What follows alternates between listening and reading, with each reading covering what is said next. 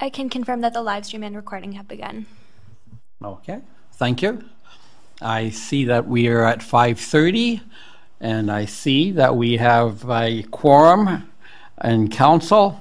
So I will call this regular council meeting in session for Tuesday, April 19th, 2022.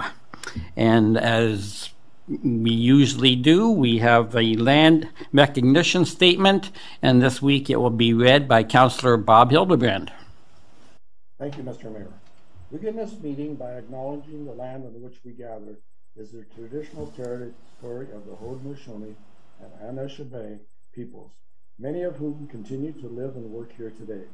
This territory is covered by the Upper Canada Treaties and is within the land protected by the Dish and Spoon Wampum Agreement. Today, this gathering place is home to many First Nations, Métis, and Inuit peoples, and acknowledging reminds us that our great standard of living is directly related to the resources and friendship of Indigenous people. Thank you. Thank you, Councillor Hildebrand.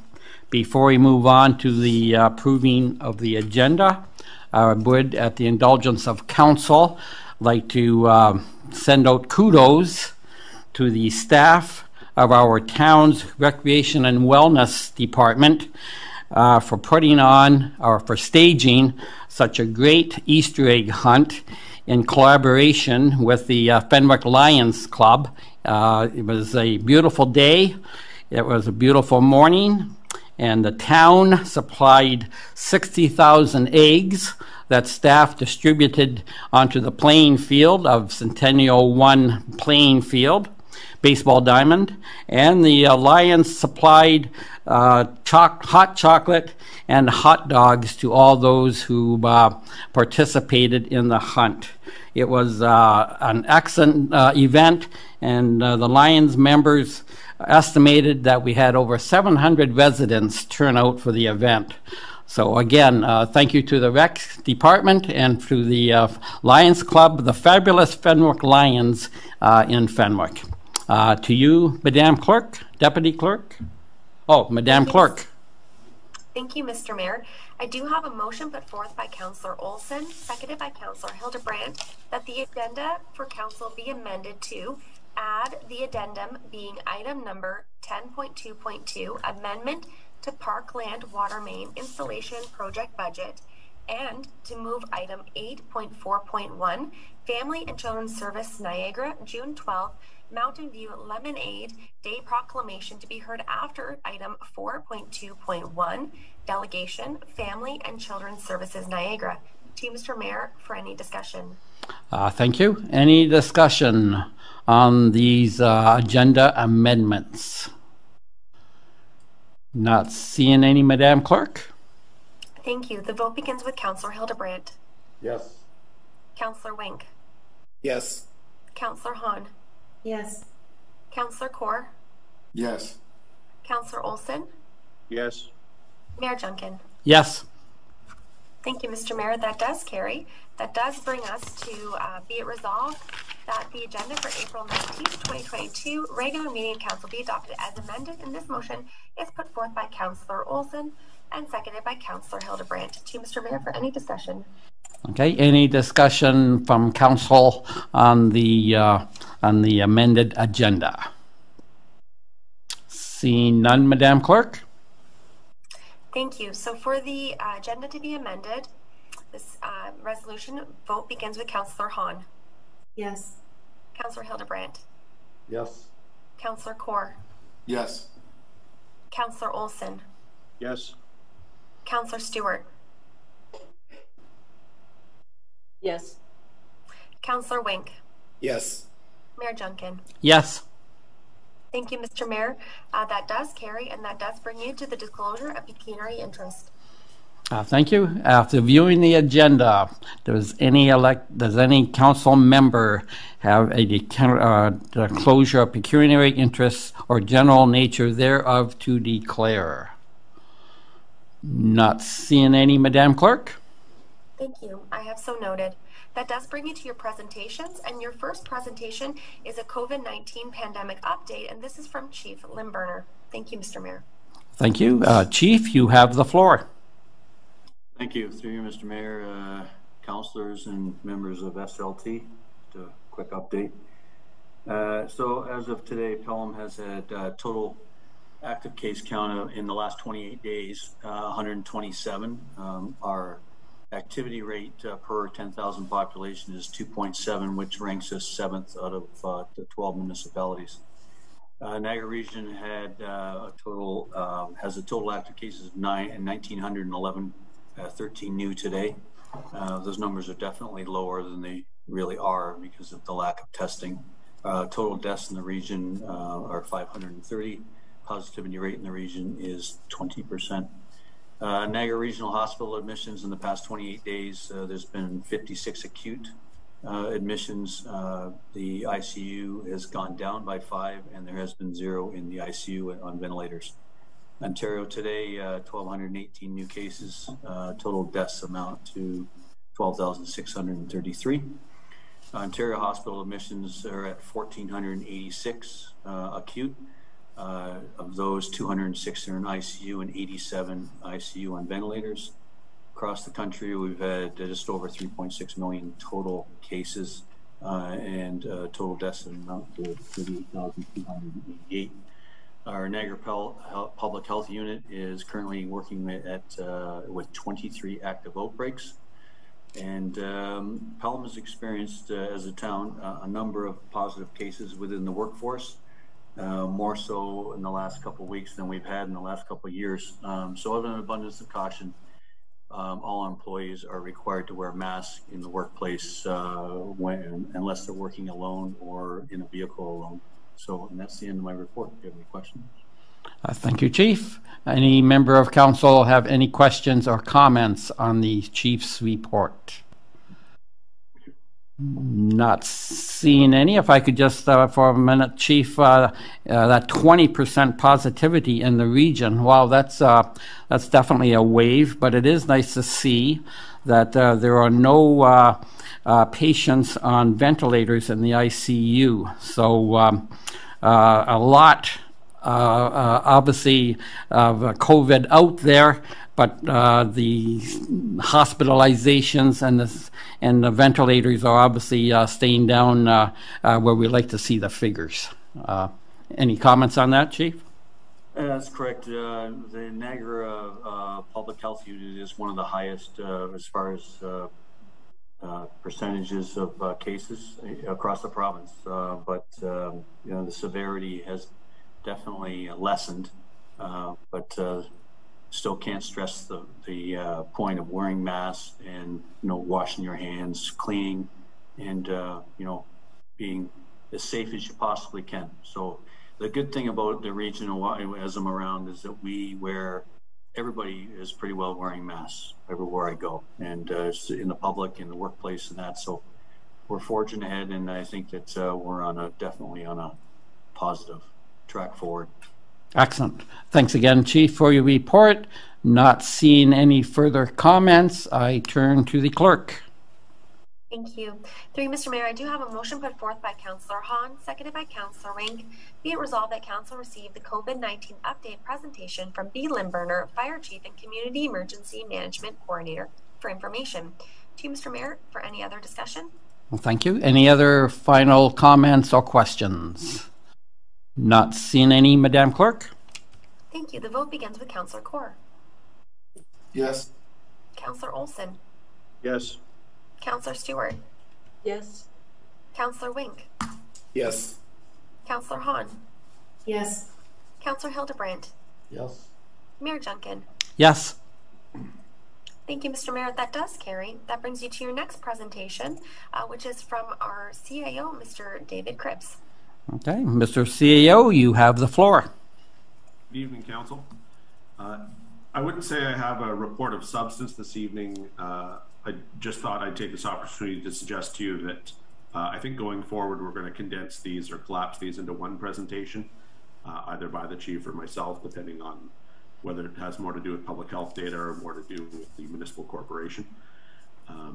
But we're happily, while it is true that we certainly have more sickness amongst the staff than we've had at any point in time during the pandemic, nevertheless, obviously the trend line as far as serious illness is improving fairly dramatically, and the announcements are the pace of them is reduced and moderated dramatically. So accordingly, I think we'll collapse this into one report going forward, and that's really all I have for you this evening, subject to any questions. Thank you. Okay, thank you, Mr. CAO. Any questions or comments on the CAO's report? Not seeing any. To you, Madam Clerk. Thank you. I do have a motion put forth by Councillor Stewart, seconded by Councillor Hildebrandt. Be it resolved that Council received the COVID-19 update presentation from D. Cribs, Chief Administrative Officer, for information. To you, Mr. Mayor, if there are any other questions. Okay. Any questions or comments on the report? Not seeing any, Madam Clerk. Thank you. The vote begins with Councillor Olson. Yes. Councillor Stewart. Yes. Councillor Wink. Yes. Councillor Hahn. Yes. Councillor Hildebrandt. Yes. Councillor Kaur. Yes. Mayor Junkin. Yes. Thank you, Mr. Mayor. That does carry. That brings you to your delegations. We do have a delegate here tonight. We do have Darlene McDowell from Family and Children's Services here. I will ask Ms. Leach just to bring her into the meeting if Council can give us a moment.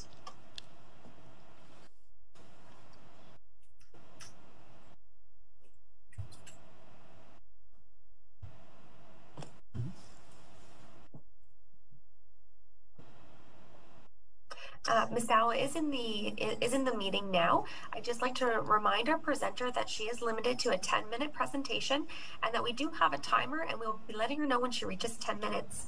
To you, Mr. Mayor. Okay, thank you. Ms. McDowell, you have the floor. Good evening, Mr. Mayor and Council. Thank you very much for allowing us to present to your meeting, your council meeting this evening. I live in Pelham. I'm actually a neighbor of Councillor Wayne Olson. I've been at the FACTS Foundation, volunteer member of the foundation for the last 10 years. The past 4 as president. Now I'm past president this year. Tonight we have a really exciting initiative that we like to present to Pelham Council. We're partnering with Mark Bassiano of Mountain View Homes, and it's an exciting opportunity for our children, our FACTS children, vulnerable children, and children in care. At the end of the presentation, I'm going to ask for a proclamation, which I understand you may have received a copy of, and I'm going to be asking for your support. I'm also joined by Brett Sweeney, who is the FACTS Niagara Director of Communications and Community Engagement. Brett is going to be sharing his screen for the presentation tonight, and he's going to be walking through the presentation while I talk to the points. So we're looking at Mountain View Home, Lemonade. It's the Lemonade Day, Sunday, June the 12th. What we're planning on doing is it's an initiative with kids helping kids and having fun at the same time. It gets kids outside, it gets them engaged in the community, and we're looking at raising funds for our children in care and vulnerable youth that are working with the Family and Children's Services. So on Sunday, June the 12th, teams of children will be setting up lemonade stands across the Niagara region, and they'll be asking for donations. So the presentation that we're going to be following will explain the logistics, and you'll enjoy a video as well. But basically, we're looking for support from the community, and we'll be doing these presentations throughout the whole Niagara region. Okay, next slide, please. This is a short video that I think you'll enjoy, and it'll explain everything. So a couple years ago, my sister and I started a lemonade stand, and it was just all about we wanted to raise money, and then we got the idea that the money should go to sending a kid to camp.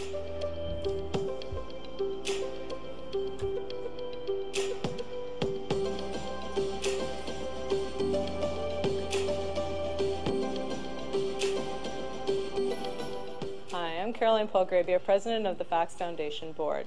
Every day we work with the FACS agency and the hard work that they do to bring great quality services and programs to the children across the Niagara region. For the past 2 years, COVID has taken a toll on every family, and no more so than the families that we serve at FACS. Summer camps give great lifelong memories, but most importantly, it helps build social skills and self-confidence.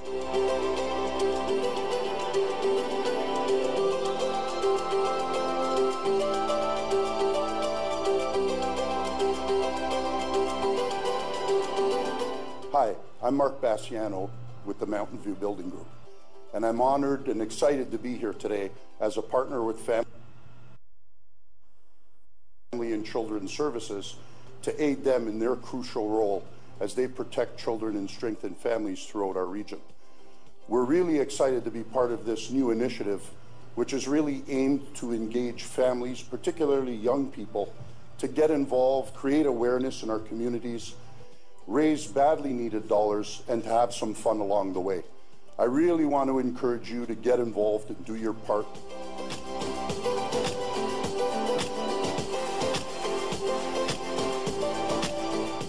In 2022, our goal is to have 100 stands, and every stand to raise $1,000. It's a big, big goal, but we know we can do it. $100,000 is going to create 400 plus big smiles next summer. We hope you'll help us out.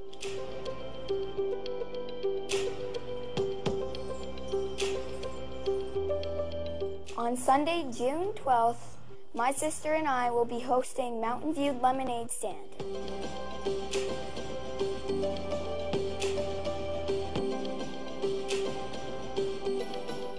Please help us and proclaim Sunday, June 12th as Mountain View Lemonade Day.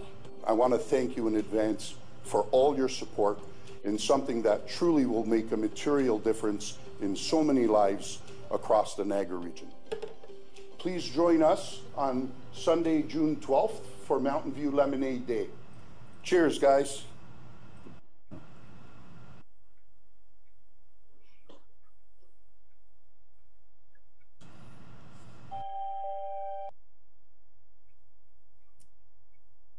So as the video is well laid out, and just to echo Carolyn and Mark, the stands will be set up, we're hoping, throughout the Niagara region. We're doing this presentation to all councils throughout the Niagara region. And what we're looking for is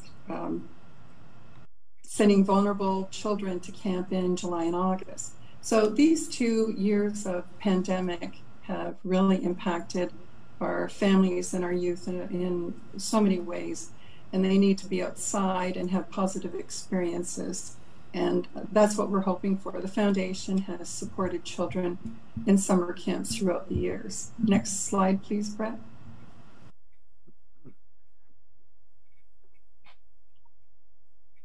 So it was mentioned in the video that 100 stands. What the sponsorship from our generous sponsor and others is providing the lemonade stand and the banners. We're going to be giving each team that sets up a stand for t-shirts and hats.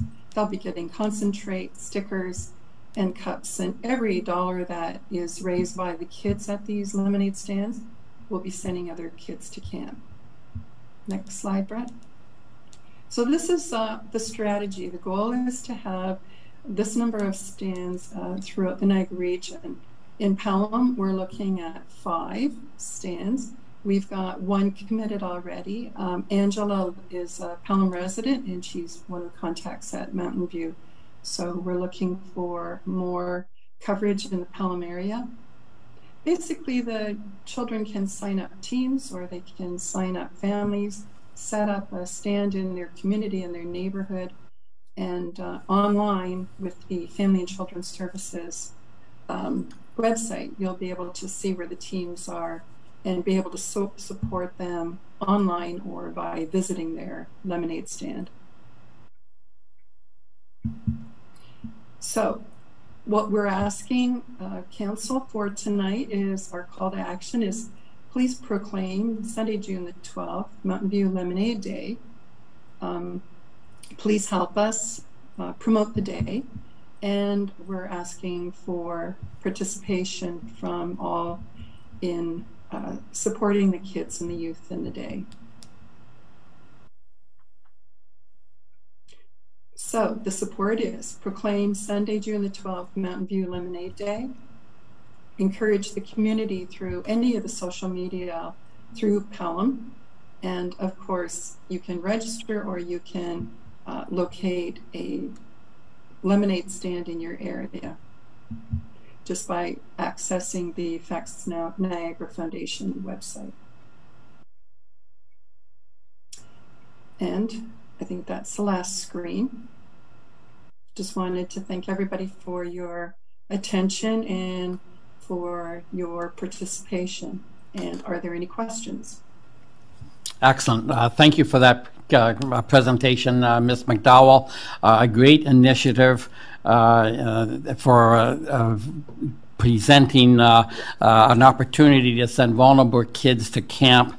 Excellent. I'm sure the region's communities will endorse this this initiative.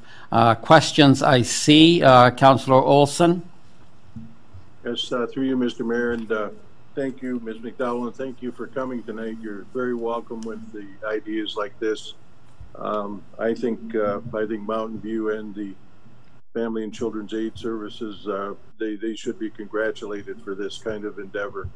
I think it's a wonderful thing, and I hope that the town, we can find some real prominent spots for you to operate from the 5 locations here, because if possible, any place that people can see us and make sure that they get done. There's something very wholesome about kids helping kids, and I will be endorsing this for sure. Thank you, Mr. Mayor. Thank you, Councillor Olson. Councillor Wink. Yes, through you, Mr. Mayor. Thank you for the presentation. This is such a great initiative. I thank Facts for doing this, and I thank Mark and his Mountain View team for supporting this initiative. I'm looking forward to visiting these stands in the community. I guess my comment would be, and whether it's premature or not, maybe to staff, and I don't know if we have our marketing people on here, but I'd like to see some support by the town with respect to this initiative, in particular letting the community know where these stands are located so we can really get behind it and make it successful. So just don't have to answer that question, but I'm looking to staff to fully support this this initiative. So thank you. Thank you, Councillor Wink. Perhaps I will ask before I go to you, Councillor Corr, I will ask the CAO, is this something that we will be able to put on the town website, you think, Mr. CAO? Oh, absolutely. Moreover, I think we have some excellent premier real estate. The MCC gets thousands of people through it daily. It would be almost a criminal tragedy if we didn't have at least one stand there. Town hall in the park, maybe either the library or the park in Fenwick. We have some really prominent locations, and we'd be happy to take direction from council. But we have good real estate, and we have a very professional corporate communications department, and I'm sure we'd be happy to devote some time, space, and effort in support of SANE. Excellent. Thank you for that, Mr. CAO. Councillor Corr? Yes, to you, Mr. Mayor. Great presentation, and like my fellow councilors, a great initiative by Mark and his team, and also the team from Facts.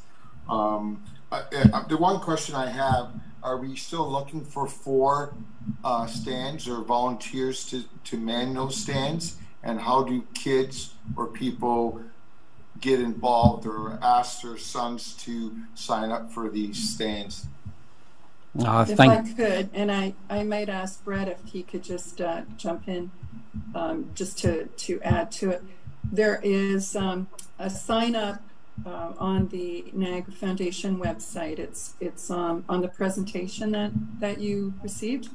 So the Niagara Family and Children's Services Foundation website shows the lemonade stands, how you join the team, and how you get support from people like your family and your friends that can't come and visit your stand in your neighborhood. They can go online and donate money directly to your team. So it's all done on the website, Ron and council members. Is there anything that you could add, Brett, just to better explain this? I think you've done a great job, Darlene. Yes, the website is the best place to start with that. So we're asking everyone to sign up in teams. So it could be perhaps a whole street wants to join as one single team. So one person would sign up and the others would join that team, and they all work together to support that day and make a success. So I would say to anyone interested, have a look at the website, think about signing up. It's a fantastic event. We are so thrilled for all the supportive comments we've heard so far and appreciate your time tonight. Thank you. Any other questions or comments from any council member? Councilor Core. Yes, to you, Mr. Mayor. I know someone would be happy, very happy to help you with any ice or any other items you need. Just get in touch with me and I'll pass you on to that individual. Again, it's a great cause, and when it comes to kids helping kids, it's an awesome idea, and Mountain View should be proud of themselves. Thank you, Ron. Okay, thank you, Councilor Core. Any other comments or questions to the presenters? Not seeing any. I believe, Darlene, that you can expect a great participation from this town, and we will do everything to make this initiative a success for the children involved. And again, thank you for presenting to council. And Mr. Mayor and Council, thank you so much again for your time and for allowing us to participate in your meeting tonight, and looking forward to a little bit of friendly competition between maybe some of the towns in the area. So thank you so much again, everyone. Okay, thank you. And thank you, Brett. And we will turn to the clerk. Thank you, Mr. Mayor. I do have a motion put forth by Councillor Hildebrandt, seconded by Councillor Wink. Be it resolved that Council received the delegation from Family and Children's Services Niagara regarding the proclamation of Mountain View Lemonade Day for information. To you, Mr. Mayor, for any further discussion, I'll just remind Council that the actual consideration of the proclamation is next. Okay. Any other questions or comments on the presentation then, Council? Not seeing any, Madam Clerk. Thank you. This vote begins with Councillor Olson. Yes. Councillor Stewart. Yes. Councillor Wink. Yes. Councillor Hahn. Yes. Councillor Hildebrandt. Yes. Councillor Core. Yes. Mayor Junkin. Yes. Thank you, Mr. Mayor. That does carry. That does bring you to your next item on the agenda, and that is the Family and Children's Services of Niagara, June 12th, 2022, Mountain View Lemonade Day for Proclamation. And I do have a motion put forth by Councillor Core, seconded by Councillor Hahn. Be it resolved that Council receive a request from Family and Children's Services with respect to Mountain View Lemonade Day, and that the Corporation of the Town of Pelham hereby proclaim June 12th, 2022 as Mountain View Lemonade Day. To you, Mr. Mayor, for discussion. Okay, thank you, Madam Clerk. Before we go on this debate on this motion, Councillor Core, you put the motion forward. Any additional comments you'd like to make?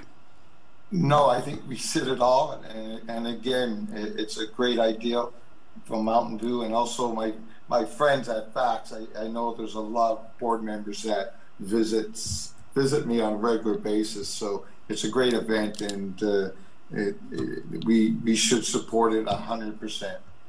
Okay, thank you, Councillor Core. Councillor Hahn, you seconded the motion. Any comments? Through you, Mr. Mayor, that's a fantastic initiative, and congratulations for, first of all, coming up with the idea, and second of all, for taking it to all the municipalities. I think it's fantastic, and I expect and I hope to see it annually. So good on you. Okay, thank you, Councillor. Any other comments, questions, statements on the proclamation motion ahead of us? I see none, Madam Clerk. Thank you. This vote begins with Councillor Stewart. Yes. Councillor Wink. Yes. Councillor Hahn. Yes. Councillor Hildebrandt. Yes. Councillor Kaur. Yes. Councillor Olson. Yes. Mayor Junkin. Yes. Thank you, Mr. Mayor. That does carry. I just asked Ms. Leach to take our presenters out of the meeting. We thank them for attending. Thank you. Good evening. Thank you.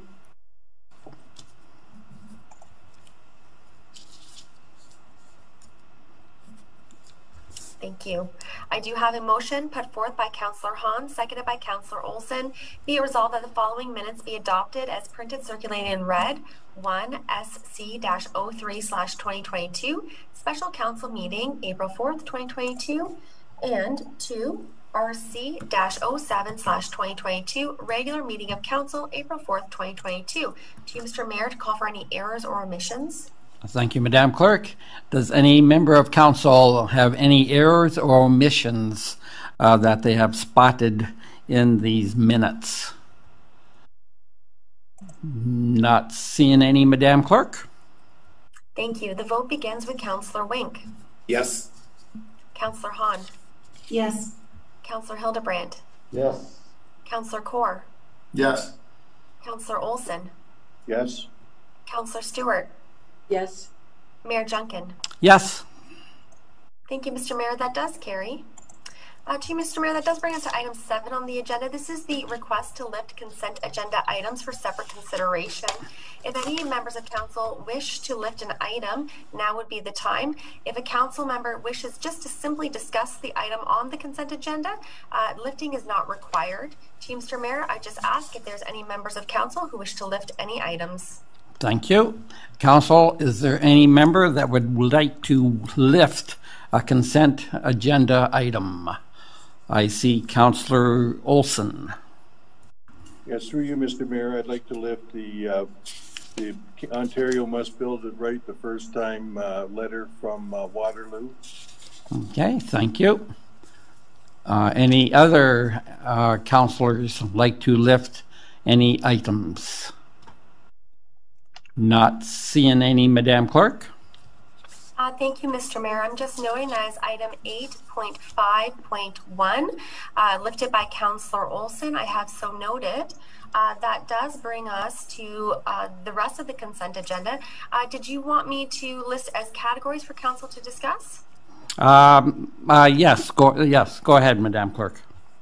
Thank you. The first item is staff reports for information or action. On those consent agendas, does any councillor have a motion or item to lift? I see Councillor Hildebrandt. Thank you, Mr. Mayor. I'm not lifting any, but I just want to make a comment on one item under 8.3.4. The EMS Solutions, which is the energy savings part for the town hall. It's supposed to be completed at the end of April, which is great. And the other comment has to do with current bids and tenders. I understand that the new system we're going to be, software system, is going to enhance the system and make it easier and more detailed and comprehensive for us. Is it still on target to the Director of Corporate Services to be done before the end of this term? Who would you go to? So through you, Mr. Mayor. Okay. Councillor Hildebrand, are you referring to the upgrade to the e-solutions, the bids and tenders? Correct. Yes, yes, you are correct. It will be done before the end of this term. We're just, I think it will be done within the next couple of months. Thank you. You're welcome. Okay, thank you, Councillor. Councillor Kaur. Yes, through you, Mr. Mayor, I just want to make a comment on 8.3.6. and it's dealing with the Civic Square design. I don't, maybe I wasn't paying attention, but was that part of the budget, and what is the cost of that project to the treasurer? To the treasurer, please, Ms. Quinlan Murphy.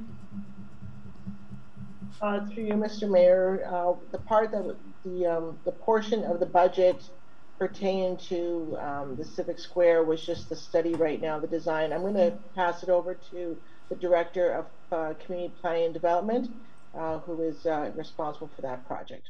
Okay, Ms. Weens, please. Yes, thank you, Mr. Mayor, through you. That project was approved through the 2020 budget. And we did the RFP last fall, and it was awarded before the end of last year, and so the project is underway. The budget is $20,000. Councillor? Yeah, through you, Mr. Mayor, to the treasurer, what's the total cost of that project if we go ahead with it? Let's go back. I think we have to go back to Director of Planning, Ms. Weens. Yeah. So, Mr. Mayor, through you, if I may, so the first phase of this project is to come up with the concepts and a preferred concept, and once that is known, then there will need to be approval to go to the next phase, which would be preparing the detailed engineering drawings and then the construction cost estimates. So that piece will be more expensive, and at this point in time, I can't answer what that amount will be. That too will have to be approved through the next budget process. Councillor Corr? Thank you. Okay, thank you. Thank you. Any other items to be discussed in this range? Go to Councillor Wink. Thank you, Mr. Mayor. Through you to the Director of Recreation and Wellness. It wasn't in your report, but every time I drive down Rice Road, I look to the left and see the park and Riverview Estates and the fencing around that park. Can you provide us with an estimate of when that will be completed and when it will be open for public use?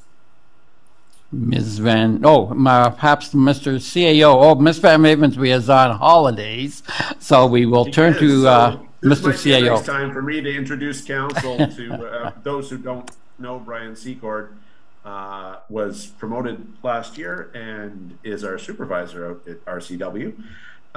He may or may not be able to answer the question, and we'll certainly give him the opportunity to do so. But if not, that's A-OK. Okay, Mr. Secord. It's through you, Mr. Mayor. Hi, everybody.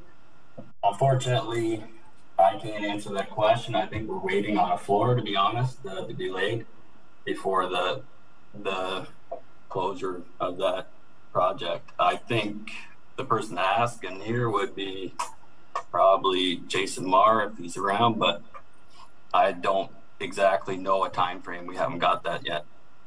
Okay, thank you. We will move on to the Director of Public Works, Mr. Marr. Yes, through you, Mr. Mayor. I can provide a little bit more information on that. I know we are waiting for materials. The contractor's waiting for materials to finish off that project, and we at this point in time, we don't have any definitive timeline when they're going to be in to finish that. But we will look into that, and we can forward an email to council and give an update to council with respect to the schedule for that project. Thank you. I'm more than happy to do that. Thank you, Director. Councillor Wink. No, that's great. Thanks, Mr. Mayor. Okay, thank you. Councillor Corr, I believe I saw your hand again. Yes, Mr. Mayor, thank you. I just want to make a comment on 8.3.8, and it's dealing with a shout out to Violet Steingard. For over 22 years, she watched over our loved ones, which is our kids, crossing the street on Hayes, and also being a vital part of the AK Wig School. We're going to miss her.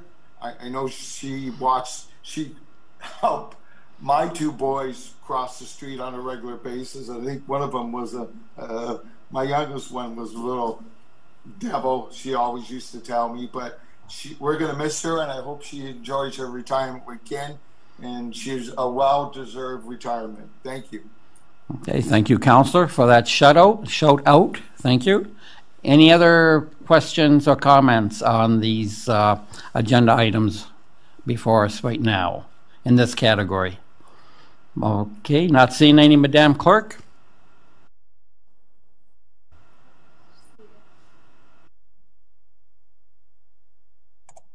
Sorry, the next category is action correspondence.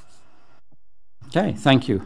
Any on the action correspondence? I know before I go to council, I will go to one. I hope this is known as an action correspondence, and that is 8.3.2, and that is the special permit application for the tulip farm, which will be taking place at the corner of Balfour and Highway 20. I know we had the farm last year on Memorial Drive.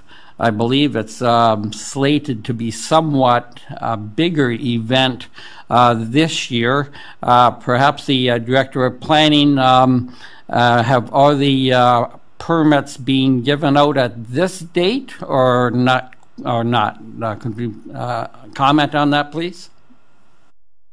Thank you, Mr. Mayor, through you. The report is recommending approval of the special occasion permit. So if council was to approve or endorse this report, the clerk will be issuing the special occasion permit.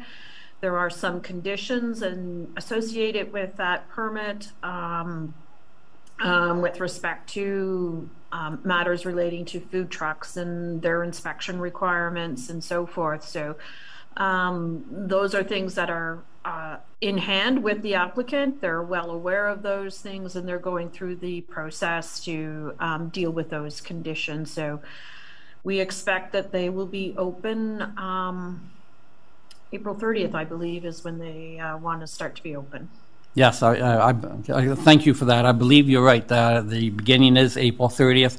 Excellent. So everything looks to be falling in line for that opening date, and it'll be quite an event for the town if they do have good weather and some heat units to bring the tulips to their growth rate. Okay, I saw some other hands up. Any Councillor Holson? Yes, through you, Mr. Mayor. Item number 8.4.4, the request for bylaw exemption, Pelham Tree Advocates. I believe that the plan is for Saturday, starting at 1 o'clock, speakers and entertainment plus an Indigenous drum circle, would be the proper thing to say, at the Peace Park, and this is going to be the first event of its kind, helped in right in our town, and these are folks that are calling for action on on climate, and where I come from, leadership comes from action, and I want to totally support this endeavor by PATH, our new organization in the town of Pelham. Okay, thank you, Councillor. Any other comments or questions on any of the agenda items? I have one myself remaining, and that is the 8.4.3. Mr. CAO and I have discussed this. It is the day of mourning from the, I believe it's the Niagara Labor Council. They want us, I believe, to raise a flag. It's to commemorate the deaths of all workers or injuries that workers get on the job.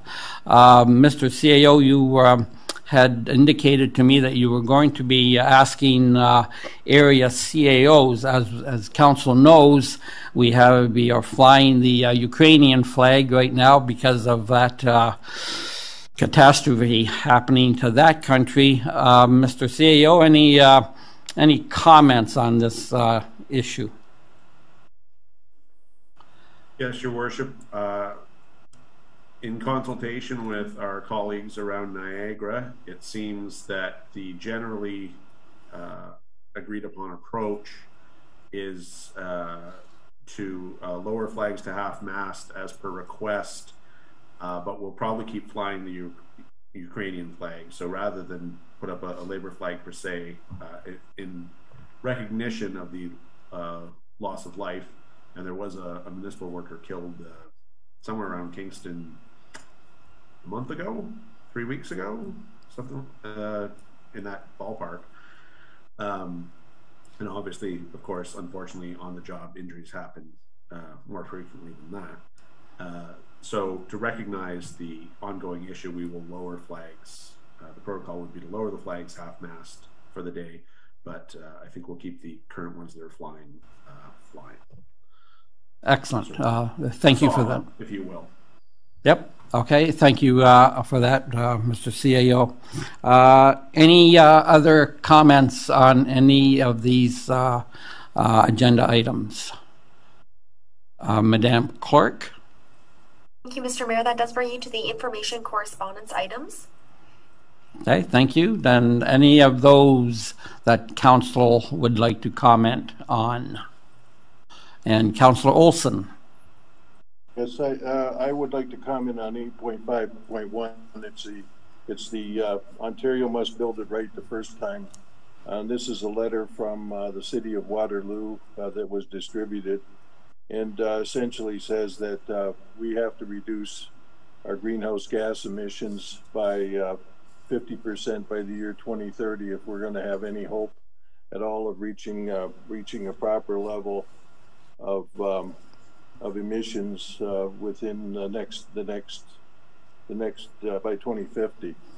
We have to take some action fast, and this is an attempt to bring the National Building Code in line with harmonize the National Building Code to include this in the Ontario Building Code to require different type or improved types, enhanced types of environmental measures in our new buildings. Buildings account for approximately 30% of all the greenhouse gases, and we basically have to go on a greenhouse gas carbon diet before very long, or we'll be faced with an emergency.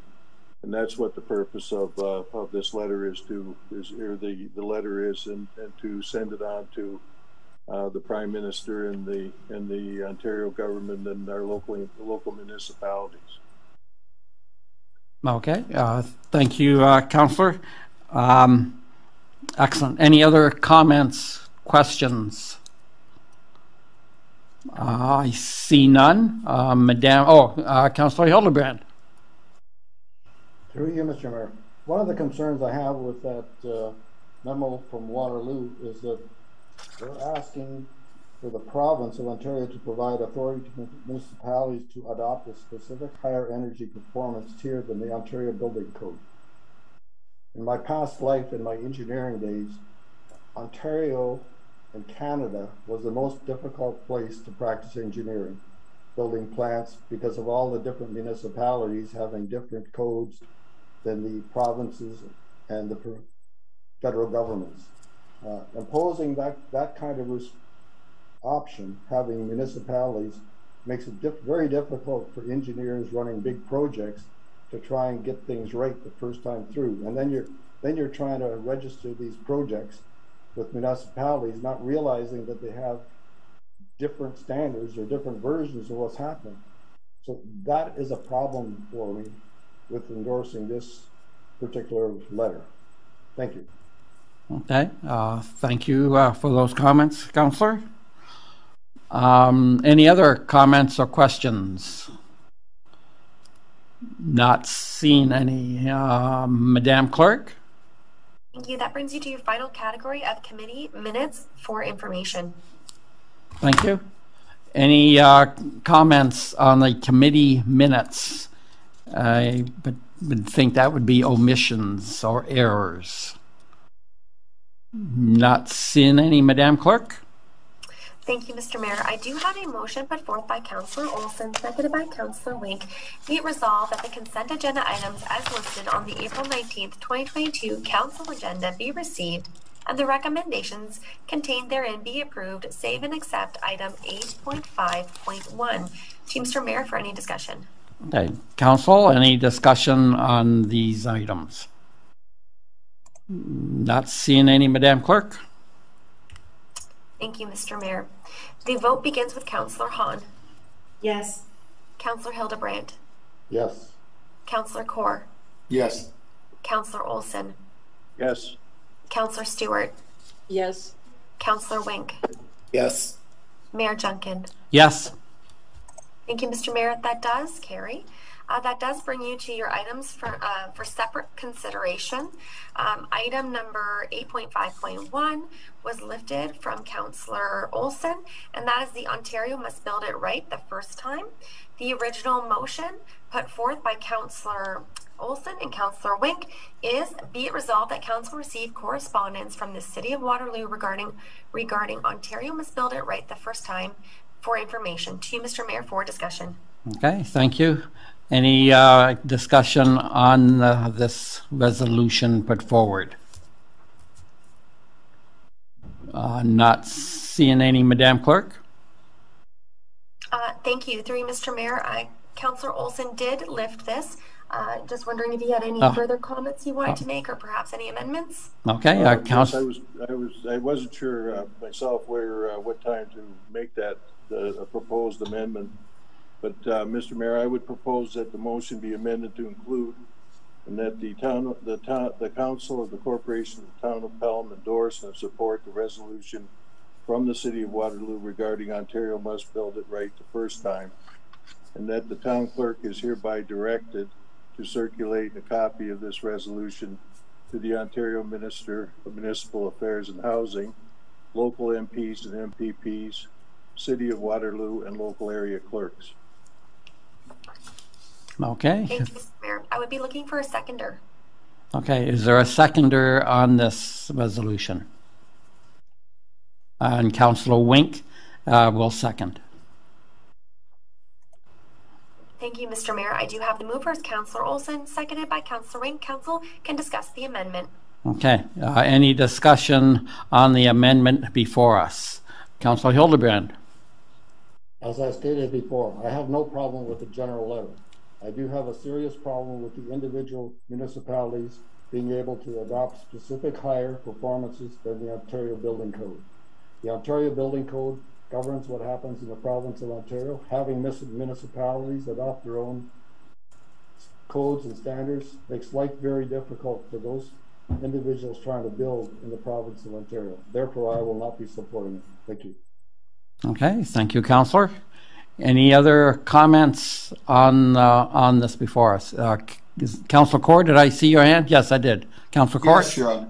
Yes, through you, Mr. Mayor, to the clerk. So we're voting on the motion, and the original information was just for us to accept the information. Am I clear on that? Madam Clerk?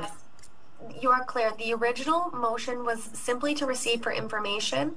Councillor Olson is made an amendment to support and endorse, which means council would support and endorse, and then the town clerk would circulate to those listed. So that's what you're voting on now, is that amendment.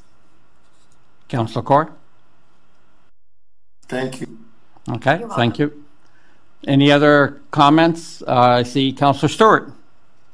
Yes, thank you. Through you, Mr. Mayor. I'm in agreement with Councillor Hildebrandt. That's what the Ontario Building Code is a standard code for the whole province. If you have a contractor who's working in various municipalities, that, you know, he could be doing what's right in one municipality, and he could drive 10 minutes away to be working on a house in another municipality, and there'd be different standards. We need a standard building code for the whole province. Thank you. Okay, thank you, Councillor Stewart. Councillor, I don't see any other councillors, so I'll go back to Councillor Olson. Yes, through you, Mr. Mayor. It strikes me that surely the convenience of the contractors and the other thing, the other points raised fall behind the climate change imperative that we have facing us, and we should be able to set a higher standard, nothing lower than what is called for by the Ontario Building Code. We should be free to have zero emissions on every one of our buildings. Thank you. Okay, thank you, Councillor. Any, Councillor Stewart, do I see your hand? Yes? Yes, further to what Councillor Olson just stated, rather than working at something like this piecemeal, maybe it's time for the municipalities to band together to go after the province to enact a building code that addresses those needs. Thank you. Okay, thank you, Councillor Stewart, for those comments. Okay, one last time, Councillor Olson. Yes, through you, Mr. Mayor. Most of the motion, the Waterloo motion, was written by 50 by 30 in consultation with over 500 municipalities across the province or across the country. This is the group that we have been seeing emails from 50 by 30. We get a weekly email from them, and they've been promoting exactly this in our community. So I just point that out to everybody. Okay, thank you, Councillor. Any other comments before we call the vote? Not seeing any, Madam Clerk. Thank you. This is for the amendment, and the vote begins with Councillor Hildebrandt. No. Councillor Kaur. No. Councillor Olson. Yes. Councillor Stewart. No. Councillor Wink. Yes. Councillor Hahn. No. Mayor Junkin. Yes. Thank you, Mr. Mayor. That amendment is defeated. It does bring you back to the original main motion. To you, Mr. Mayor, for discussion. Okay, on the main motion on this item, any, well, obviously without the amendment, any other comments, questions? Not seeing any, Madam Clerk. Thank you, Mr. Mayor. For this, I will be using the original mover and seconder, and I will start the vote again with Councillor Hildebrandt. Yes. Councillor Kaur. Yes. Councillor Olson. Yes. Councillor Stewart. Yes. Councillor Wink.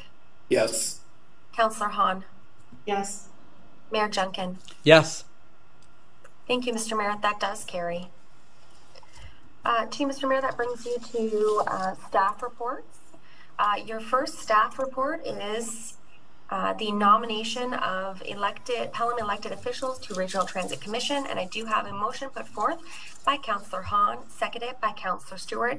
Be it resolved that Council receive report 2022-0100, nomination of Pelham elected official to Regional Transit Commission. And further, be it resolved that Council recommend blank to represent the town of Pelham on the Transitional Niagara Transit Commission Board for an appointment ending January 31st, 2023.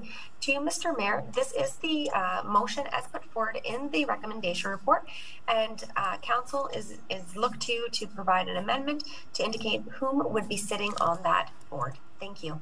Okay, thank you. And I see Councillor Hildebrandt. Through you, Mr. Mayor, I think it'd be an honor for us to nominate Councillor Olson as our representative.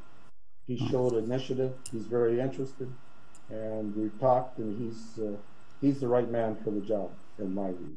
So I would like to make a motion to recommend Councillor Olson for that position. Thank you.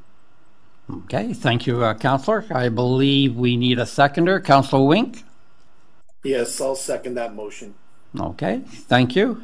With this motion before us, is there any further discussion on this? Not seeing any, Madam Clerk. Thank you. So the motion before us is... Oh, I see, wait, I see Councillor Wink. Councillor Wink? Yes. So through you, Mr. Mayor, to Mr. Olson. Oh. Are you willing to yes. accept this? He's got a good point. Councillor Olson? Yes, through you, Mr. Mayor, I'd be delighted to and happy to represent the town. I think this is going to be something that changes a lot of lives for people, and I'd be very happy to do that. Excellent. Thank you. Thank you for raising that, Councillor Wink. Back to the Madam Clerk. Thank you, Mr. Mayor. So this is an amendment that the motion be amended to include Councillor Olson within that second paragraph.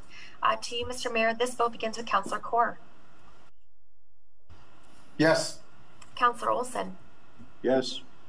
Councillor Stewart. Yes. Councillor Wink. Yes. Councillor Hahn. Yes. Councillor Hildebrandt. Yes. Mayor Junkin. Yes. Thank you, Mr. Mayor. That does carry. That does bring you to your main motion as amended, with Councillor Olsen's name within that. To you, Mr. Mayor, for any further discussion. Thank you. Back to the main motion. Any further discussion? Not seeing any. Madam Clerk? Thank you. I will use the same mover and seconder from the amendment, and this vote begins with Councillor Olsen. Yes. Councillor Stewart. Yes. Councillor Wink. Yes. Councillor Hahn. Yes. Councillor Hildebrandt. Yes. Councillor Kaur. Yes. Mayor Junkin. Yes. Thank you, Mr. Mayor. That does carry. Mr. Mayor, that does bring us to our next item, which was the addendum. And I do have a motion which is put forth by Councillor Olsen, seconded by Councillor Hildebrandt. Be it resolved that Council receive the memo re-amendment to Park Lane Water Main Installation Project Budget 2022-0105 for information to Mr. Mayor for discussion. Okay, thank you. Perhaps before we go to council for discussion, we'll go to the Director of Public Works. Mr. Marr, any comments to the report? Thank you, Mr. Mayor. With respect to the amendment, simply it's an add-on to the report that's following as part of the next agenda item. This was information that was received by staff following the publication of the agenda. So this amendment is simply amending what the cost overruns will be for that particular project, which is in the next report. Okay. Okay, thank you. Any comments or questions on this item? Not seeing any. Clerk, Madam Clerk?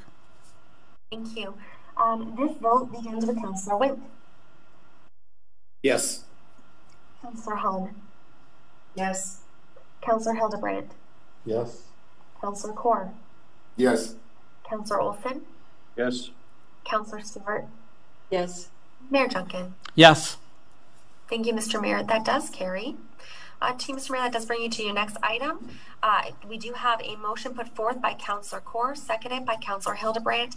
Be it resolved that Council receive report 2022-0096, update to Park Lane Water Main Replacement Project budget for information, and that Council approve the budget increase of $79,386 to the capital project WTR 06-21 water main extension to service splash pad for MSSP, and that Council direct this to be funded from the Canada Community Building Fund, formerly known as Federal Tax Gas. Through you, Mr. Mayor, we have received an amendment being put forward by Councillor Olsen, seconded by Councillor Hildebrandt, that the motion be amended to strike paragraph 2 and insert, and that Council approve the budget increase of $102,386 to capital project WTR 06-21 water main extension to service the splash pad for MSSP, and that is in line with the memo that you've just received for information. To you, Mr. Mayor, for discussion. Okay, council discussion on this amendment. Is there any comments or questions? Not seeing any. Madam Clerk? Thank you. The vote begins with Councillor Stewart. Yes. Councillor Wink. Yes. Councillor Hahn. Excuse me, Councillor Hildebrandt has his hand up. Oh, my apologies. I did not see that. Councillor Hildebrandt? Through you, Mr. Mayor. I'm not sure exactly what is the amendment we're voting on. Are we voting to receive the complete report without any further discussion? Madam Clerk? No, thank you. Through you, Mr. Mayor.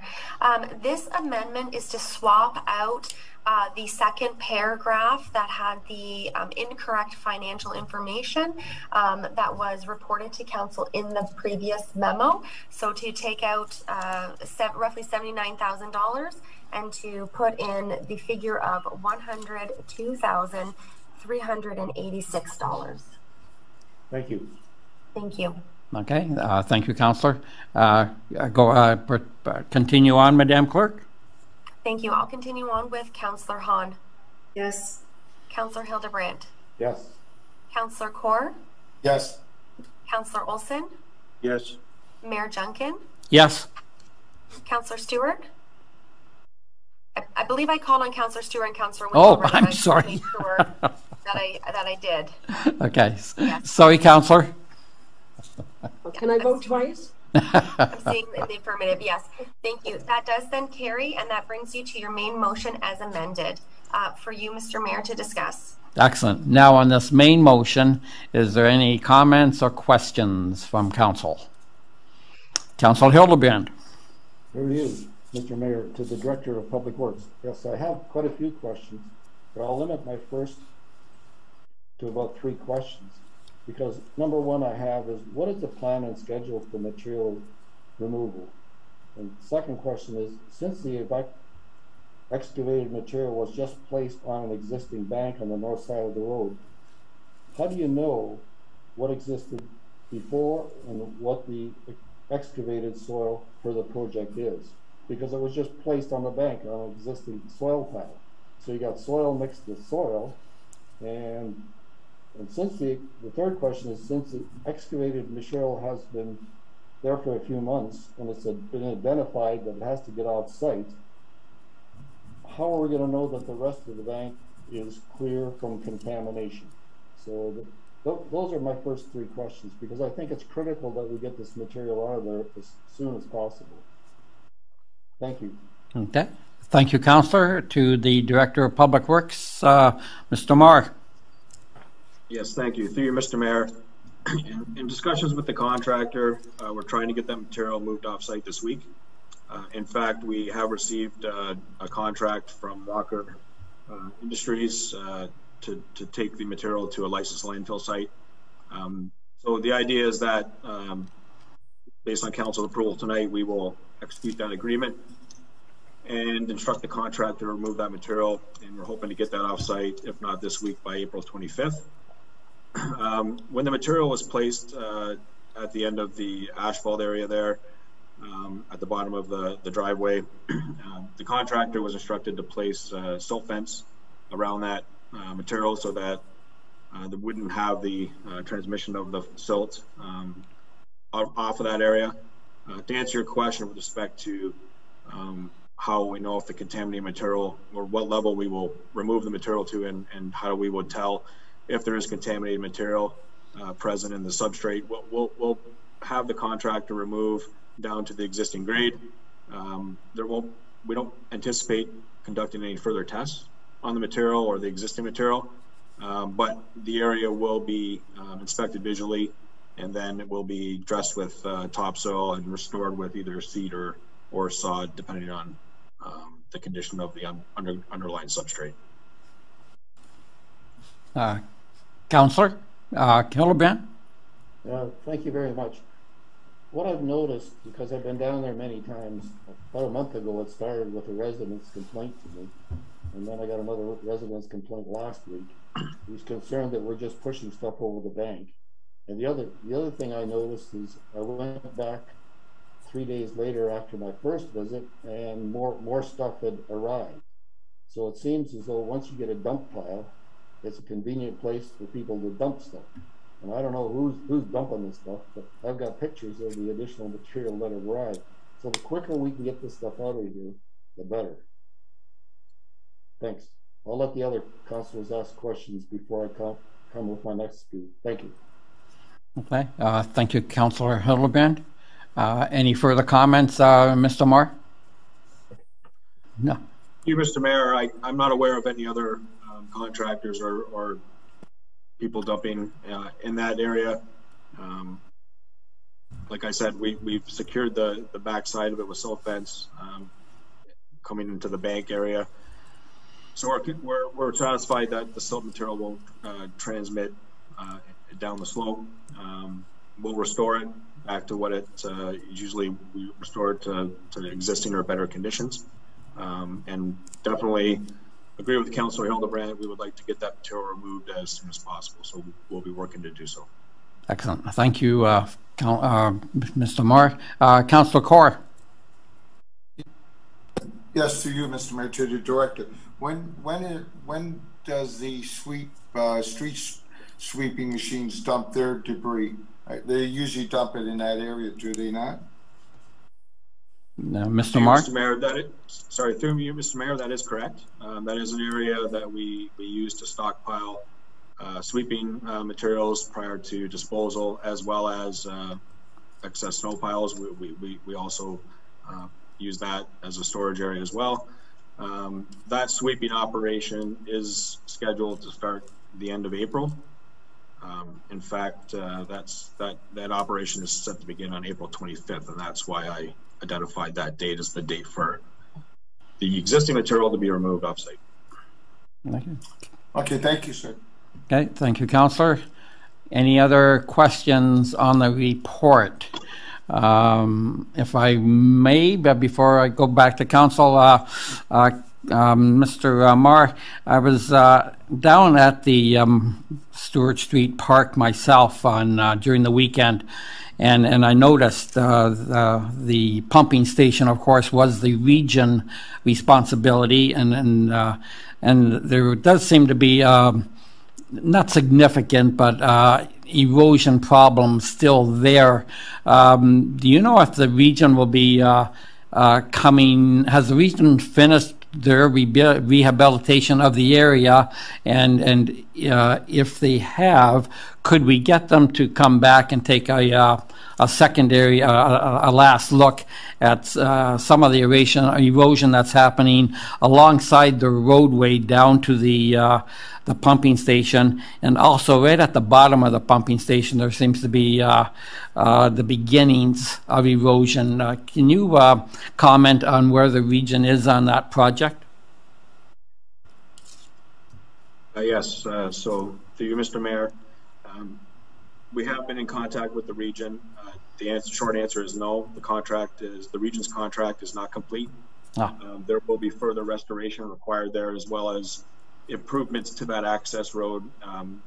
My understanding is that access road will be paved as well.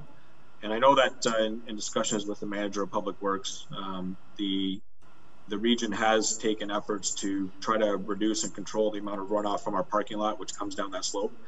So you'll identify that there's some riprap material that is used to divert that water to a catch basin outlet, and then controlled outlet to the original outlet that's further to the north of the pumping station.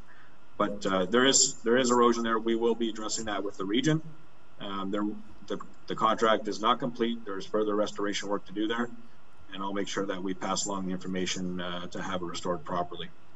Excellent. Thank you for that. And I must say that the job they've done on the south side of the roadway, where the water is coming off the parking lot and going down their individual channels there, they have done a great job filling that in with riprap and eliminating the erosion problem. I see Councillor Hahn. Yes, to the Mayor, to the Director of Public Works. Do we have any other projects that have issues with regards to any materials that need to get off site or contamination, anything like that? To the Director, please. To you, Mr. Mayor. So there is a new excess soils regulation that's coming into effect under the Environmental Protection Act. And that's part of the reason why the material is stored there in the first place. That was supposed to be in effect as of January 2022. There is a motion on the table to extend that to January of 2023.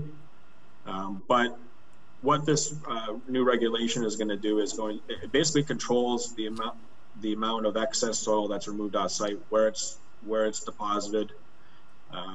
There's significant testing and geotechnical work to do ahead of time by the owner to ensure that the material is classified properly and taken to the correct disposal site.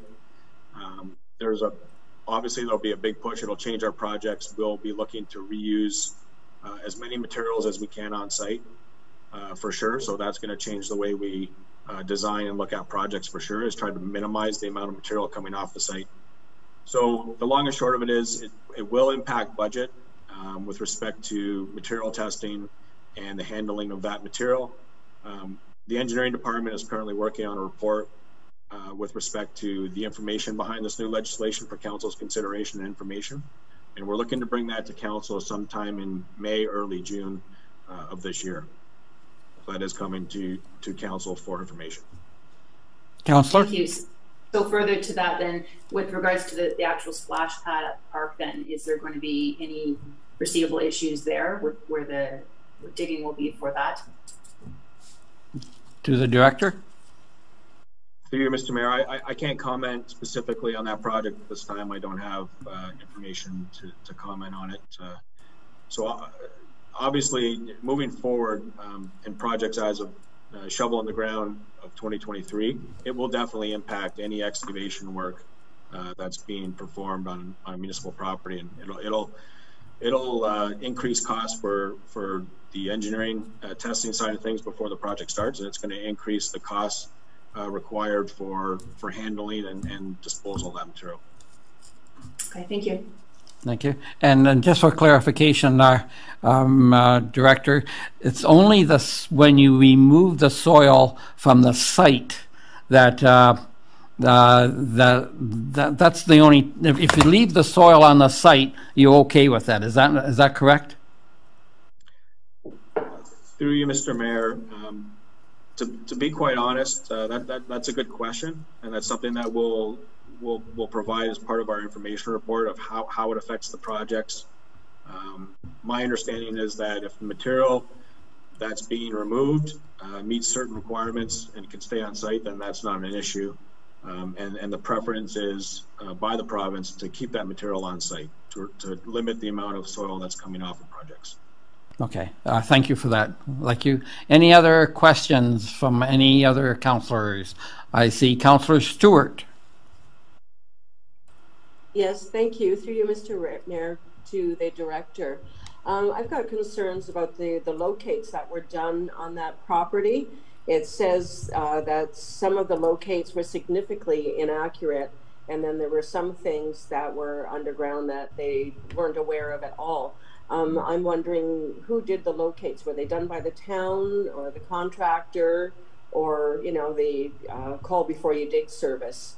And if the additional cost could be sent off to the people who did the inaccurate locates. To the director? Through you, Mr. Mayor. So the answer is yes to everybody. The town locates our sanitary system and our water system. PBS will locate the various utilities like Bell Hydro Gas. And then the region also has infrastructure in the ground in this location. So the answer is, when you get locates on a job and you get locates for design work, the information that you're going to be able to provide to the contractor is only as good as the information that you have. In this particular case, there was obstructions in the way that weren't identified on the contract drawings, and when that happens, unfortunately, it ends up slowing the progress of the work and causes delays of the contractor. So I don't think there'd be an opportunity to go back after the locate company specifically on this issue to answer your question. Councillor? Thank you. Okay, thank you, Councillor. Any other questions, comments? We turn to Councillor Hildebrand. I'd just like to piggyback on Councillor Hahn's comments. We all know that where the splash pad area is was the old arena was. And the last stage of the old arena had the refrigeration plant, the cooling tower, all the equipment, plus underneath the asphalt was where all the piping was. I'm not so sure that material is going to be an easy removal issue if all that stuff is still sitting underground. Just a comment. The next question is, I understand the new requirements. With the new requirements, what I don't understand is, the project, from what I can see from top of ground, and I don't know this for a fact, but visually, from the Highway 20 to the parking lot the trench was dug. And I know they were digging at the top of the hill. I know that. And there's no indication that the parking lot or any of that area was dug, because there's no lines, no inspection ports or anything. So that had to be drilled. So the question is, why wasn't the whole project drilled? And the next question relates to the mayor's comment with regards to the Niagara Region pumping station. You said the region is responsible. What I don't understand is they've got a diesel generator down there with a diesel fuel tank, which to me leads to a significant risk of contamination, and they've got no containment. I don't know why they didn't go to a gas-powered, we got natural gas down there. Why didn't you use natural gas? And how is this acceptable? Like, if you're a farmer, you have to put stuff around your tanks. You can't even have a tank without containment. So how is the region able to get around containment? I just don't get it. Can you respond to that? Any comments on those observations to the director? Yes, through you, Mr. Mayor. So working backwards, with respect to the region, I can't comment specifically on the design of their project. That is definitely something that we will take away. We will ask the region what measures they have in place with respect to containing a diesel fuel leak, and we will report back to council. I will make sure I get that information from council. Second, boring versus open trench. The cost for the boring operation is about double of the open trench excavation. So basically from the Highway 20 end down to almost in front of the Park Lane storage building was all open cut. To perform an open cut operation, the way the original contract was shown, to come down through the parking lot, and in order to avoid trenching through a fairly new and in good shape parking lot, the idea was to come down between the skate park and the municipal sidewalk that's adjacent to it. The amount of disruption and damage that would have occurred to that infrastructure was in the field was deemed significant. So it was opted at that point to go with a directional bore method for the 85 meters to get it from the bottom of the hill over to the pool house. But if we were to do the whole project with the directional bore method, yes, you would save with material costs, but the additional cost to bore that one section would probably be somewhere in the order of $60,000. So whenever you're able to open cut, it's usually the preferred method of installation, and boring is used for situations when you don't want to disrupt the surface, or there's certain reasons why that's not possible. Okay, thank you, Director. Councillor Hildebrand? Well, my comment would be this. When you're having to open cut, you're going to have to handle this soil, and here we are handling it twice. Not only that, if you haven't tested ahead of time and you've got contaminated soil, you know you have to go off site. I don't know, then it has to be a cost analysis to see what the right way to do it is, obviously. Because obviously, all these guys are doing a lot of boring because they don't even want to get into these problems. If you start getting into very contaminated soil, I would think boring would be the only way to go. Just my comment. Thank you. Okay, thank you for those comments, Councillor Hildebrand. Any other comments, questions on this report? Not seeing any, Madam Clerk. Thank you, Mr. Mayor. This vote begins with Councillor Hahn. Yes. Councillor Hildebrand. Yes. Councillor Kaur. Yes. Councillor Olson. Yes. Councillor Stewart. Yes. Councillor Wink. Yes. Mayor Junkin. Yes. Thank you, Mr. Mayor. That does carry. That brings you to your next item on the agenda, and I do have a motion put forth by Councillor Stewart, seconded by Councillor Olson. Be it resolved that Council receive report 2022-95 for information as it pertains to file numbers 26 CD 19-04 2021 and AM-01 2021, and that Council directs planning staff to prepare the bylaw for approval of the zoning bylaw amendment for Council's consideration. and that council approves the draft plan of condominium attached as Appendix A, subject to the conditions in Appendix B. To you, Mr. Mayor, for discussion. Okay, thank you. Any discussion on this item? Not seeing any, Madam Clerk? Thank you. The vote begins with Councillor Hildebrandt. Yes. Councillor Kaur. Yes. Councillor Olson. Yes. Councillor Stewart. Yes. Councillor Wink. Yes. Councillor Hahn. Yes. Mayor Junkin. Yes. Thank you, Mr. Mayor. That does carry. Your next item on the agenda, I do have a motion put forth by Councillor Wink, seconded by Councillor Hahn. Be it resolved that Council receive Report 2022-0089 Staff Recognition Policy for information, and that Council repeal the Recognition of Staff 25 Years of Service Policy S201-01 and replace with the Employee Recognition Policy S100-05. To you, Mr. Mayor, for discussion. Thank you, Madam Clerk. On this motion, any questions, comments from staff or from council? Sorry. Councilor Wink. Yes, through you, Mr. Mayor. I fully support this. Employee recognition is extremely important. People need to be made feel wanted and important. Having a recognition policy that only recognizes people that have been there for 25 years is antiquated. And I know this is something that my former employer introduced years and years and years ago. So I think this is really important for our staff to have this. Thank you, Councilor Wink. I also have talked to several business owners, and they actually couldn't believe that we hadn't moved in this direction somewhat sooner. So, like yourself, I will be endorsing this report.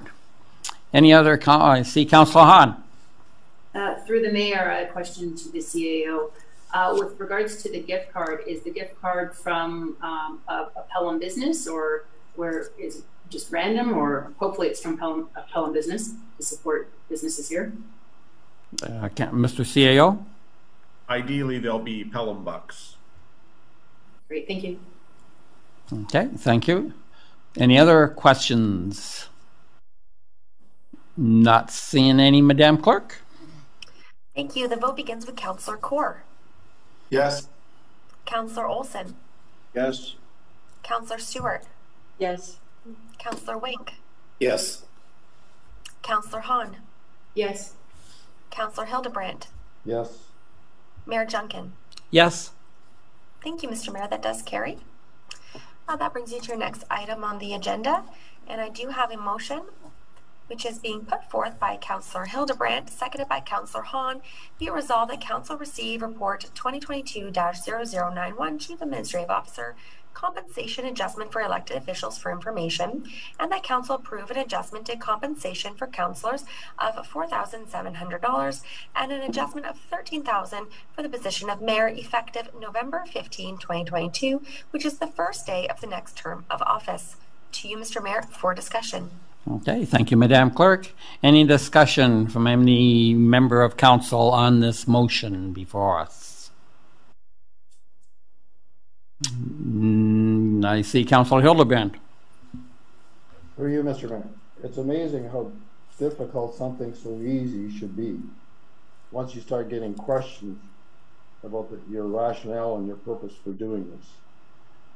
You know, you think you have your decision made until you get questioned of why are you doing this? And basically the question came down to, was I doing it for community service, and would I do it without even getting paid? Well, the answer to that question is absolutely yes, because the things as a resident I couldn't achieve was being involved in getting to people in positions that could make a difference. So That's why I ran for council. I obviously won't be supporting giving myself a raise. That's the problem I've got. I can't give myself a raise. So as hard as it seems, that's why I am now. Thank you. Okay, thank you for those comments, Councillor Hildebrand. Councillor Stewart. Yes, thank you. Through you, Mr. Mayor. I agree with Councillor Hildebrand, but my take on it is that when this council took office, we made the decision that we would not take a raise for the reasons that we were in such financial difficulties, that it showed that, our concern and our willingness to not take the raise and to help get the town back on track. So along with that, I believe it's up to the next council to choose for themselves whether or not they will take a raise. Thank you. Okay, thank you, Councillor Stewart. Any other comments, questions? Councillor Olson. Yes, through you, Mr. Mayor. I'm going to vote in favor of it because it's not going to change my intents or my purposes in being here, but I'm hopeful that it might be the difference between somebody who might not be able to come to the table and put their name forward, for them to be able to make the commitment to community service and run in the next election. So that's why I'm voting for it. Okay, thank you, Councillor Olson. Perhaps, Mr. CAO, I know you reluctant to speak on this. If you could perhaps reiterate how you came to the raises proposed, perhaps. Well, this analysis was done maybe not more than, about a year ago, better part of a year ago, last calendar year, and your compensation is well below minimum wage, and if we changed the terms of your employment and made it hourly, we'd be forced to give you a raise because we'd be breaking the law. You get paid less than someone that gets paid to pump gas or sell donuts. So that's where we're at. With all due respect, your compensation doesn't reflect the values of this corporation or this community, and I think it needs to be higher. That said, this motion is not you giving yourselves a raise. It's fixing the compensation question for the next council. If for any of you to serve on that next council, you're going to have to earn that privilege by successfully fighting an election. So no one is guaranteed any of these dollars. This thing you're being asked to do tonight is the most difficult thing any elected official ever gets asked, because people are quick to heap scorn. It's an excellent equity initiative. There's plenty of empirical evidence that suggests if we just improve the compensation a little bit, all of a sudden, this becomes a job that's possible for people in their 30s, 40s, 50s, more realistic. For those who have to earn, still have to pay a mortgage, have to support young families, etc. So I ask you to do it for those reasons. I appreciate, and I don't, certainly this wasn't written to suggest or imply, none of you asked or directed my office to write this report. Not one of you has indicated a desire for personal enrichment. Be happy to testify to that fact. Nevertheless, this report is before you to try to fix a systematic problem. This council has made so many difficult decisions. It's also the second hardest thing we ask you to do is raise taxes. Frankly, you've been able to do that as well. We just ask that you structurally fix this. $4,000 for 6 of you, your positions, is not a huge amount, and I suspect, given the numbers most of you work, the hours most of you work, you'd still fall below minimum wage, but at least it'd be in the ballpark of minimum wage. And so really it fixes a structural thing.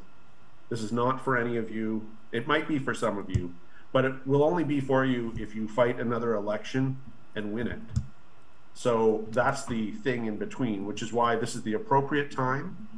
And also, if we pass it now, if you pass this tonight, then those who are considering, we're at the end of the, shortly, Ms. Wilford is deeply involved in the run for municipal governance night. I've fumbled the exact title of that night, but it is coming up.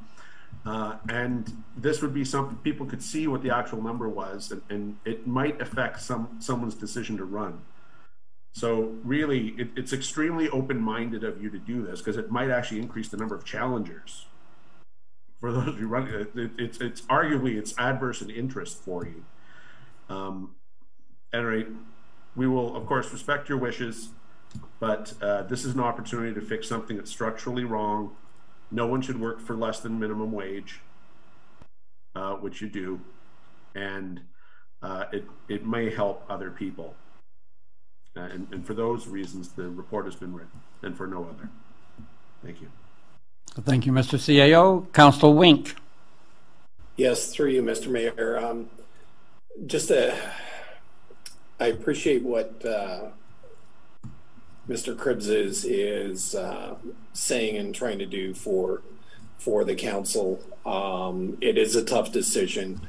Council has to realize that this particular council is essentially earning 25% less than the previous council because of the elimination of a tax break that the federal government gave probably provincial gave elected officials prior to us getting in. I hesitate doing this, but I agree that something should be done for next council. I'm not sure if we should be going to that large of an increase at this point in time. If you look at where we are compared to other municipalities, if we got to the median, it's kind of a halfway point. I'm not sure where we sit as far as our actual compensation compared to each community, but we've got to be very close to the bottom at this point in time.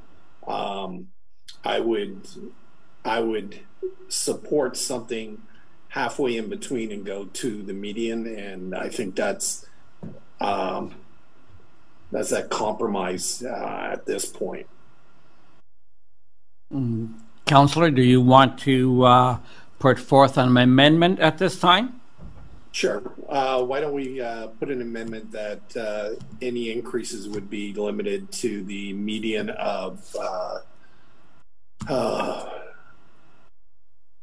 just trying to see, of the 2021 market summary excluding the region. Okay, thank you. And would any figures on that, Councillor Wink? I see you're looking at. Well, the numbers are there. So. Oh, I don't have those numbers in front of me.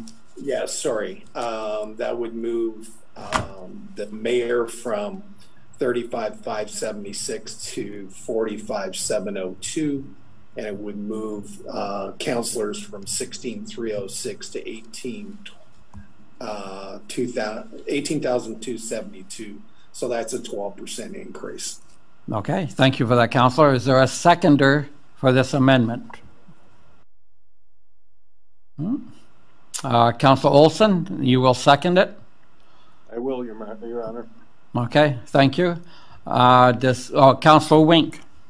And just to reiterate the CAO's comments, this is not for us. This is not for these individuals that are here. It's for the next elected council. So we're not giving ourselves a raise. Thank you, Councillor. Councillor Olson. Yes, through you, Mr. Mayor. Yes, it's not for us, and it's. I think it's to give encouragement to somebody else who might consider running. It's also an opportunity for us to do something to start off the next council without having to make some kind of a motion like this and start off on the wrong foot. We're going to be delivering a town to the next council that's much improved in so many ways in terms of services and recreation. And I think we should be pleased with that and proud of that. And I don't want to see anything happen that besmirches that, because I want to see them start off on the right foot. Okay, thank you for those comments, Councillor. I will definitely be supporting this amendment. As we all know, as Councillor Wink has pointed out, the first thing this council did when we took office was to give ourselves a 25% pay cut. And we said we weren't in it for the money. We gave ourselves a cut. The last council left us in a very difficult position. We handled it the way we had to, and now we're trying to leave it so that the next council doesn't have to deal with this difficult position. So I will support that amendment. Like you say, it's not for us, it's for the next council coming ahead of us or coming after us, and I will support Councillor Wink's amendment. Any other comments or questions on this amendment? Councillor Hildebrand. Through you, Mr. Mayor. You know, last week I would have said okay and I would have been voted for it. But once I started getting questioned, that's when I knew that I was going to be in it for nothing. So that's my vote. Okay, thank you, Councillor. Any other comments or questions? Councillor Hahn. Through the mayor, you know, you look at all the increases generally across the board, and everything you do, whether it's gas, whether you're building a home, we've raised taxes, we've raised water rates. People are still hurting, and I think even though it's not a great deal of money overall, I think just I don't think it'll be well received. I think people will be upset to think, you know, we're giving ourselves a raise, even though it's not this term, it'll be for the next. So I can't support a raise, and I also don't think, from the people I've spoken with, most people wouldn't do this for the money anyhow. So another $2,000 or $4,000 to be a councillor isn't enough to sway the average person, in my opinion. Most people want to do it because they want to contribute to the community. So at least that's my take. So I won't be supporting an increase. Okay, thank you, Councillor. Councillor Stewart. Yes, I'm sure the other councillors will agree that none of us that are here ran for the money. We all ran for reasons that we wanted to do what's right for the town. So basically, we're doing community service, and you know, we are somewhat being paid for it. And I think unless you're like in a huge city like Toronto, where being a councillor is pretty much a full-time job and you have staff and everything, this is community service with some pocket money. So I won't be supporting a raise. Let the next council make their own decision. Okay. Thank you, Councillor. Any other comments on the motion? Not seeing any other comments. Turn to the clerk. Thank you. So this is the amendment to limit the increases to the medium of the 2021 market summary, excluding the region, with the mayor's rate being $45,701 and councillors being $18,272. Put forward by Councillor Wink, seconded by Councillor Olson. And the vote begins with Councillor Olson. Yes. Councillor Stewart. No. Councillor Wink. Yes. Councillor Hahn. No. Councillor Hildebrand. No. Councillor Kaur. No. Mayor Junkin. Yes. Thank you, Mr. Mayor. The amendment is defeated. It does bring you back to the original main motion. For further discussion, Mr. Mayor, to you. Okay. Any discussion on the main motion without, obviously, the amendment? Don't see any. To you, Madam Clerk. Thank you. This begins with Councillor Stewart. No. Councillor Wink. No. Councillor Hahn. No. Councillor Hildebrand. No. Councillor Kaur. No. Councillor Olson. Yes. Mayor Junkin. Yes. Thank you, Mr. Mayor. That is defeated. That brings you to your next report. Through you, Mr. Mayor, I have a motion put forth by Councillor Kaur, seconded by Councillor Olson, Be it resolved that Council receive report 2022-0055 clerk's restricted acts provision pursuant to Section 275 of the Municipal Act for information, and that Council direct the Town Clerk to prepare and present a delegation of authority bylaw for certain acts during a lame duck period for Council's consideration at the next meeting of Council. To you, Mr. Mayor, for discussion. Thank you. Any discussion on this item before us? Council Wink. Yes, through you, Mr. Mayor, to the CAO. I'm not sure if I'm reading this right, so just ask for a little bit of clarification. So this law would give unlimited authority to the CAO during a lame duck period, is that correct? Mr. CAO? Well, unlimited seems like a strong word. The real problem for the corporation is that is the $50,000 ceiling, which is a material amount for us, but only just. And so basically it's the incapacity to spend in a significant way. So what I can tell you is that the way we tried to set up the roughly equivalent motion we brought at the start of the pandemic, and then of course this motion with a prior clerk and a prior CAO each year, is to set it up so that if money does need to be spent, we still go through the report process, we still talk about things publicly. It's just that there's someone who can actually sign a check, which in this case is typically the holder of my office. And then at the end of the election period, the first or second report on the agenda for the new council is a reporting and accounting of how those delegated powers, if they were used at all, it's an itemized list of when the delegated powers were used and how they were used. So that there's full transparency and accountability to then the new council, which has complete power over staff, of course. So that's the mechanism we're attempting to set up here. It's something that only gets used if necessary. No one's seeking to use it. It doesn't make our day job, my day, any better.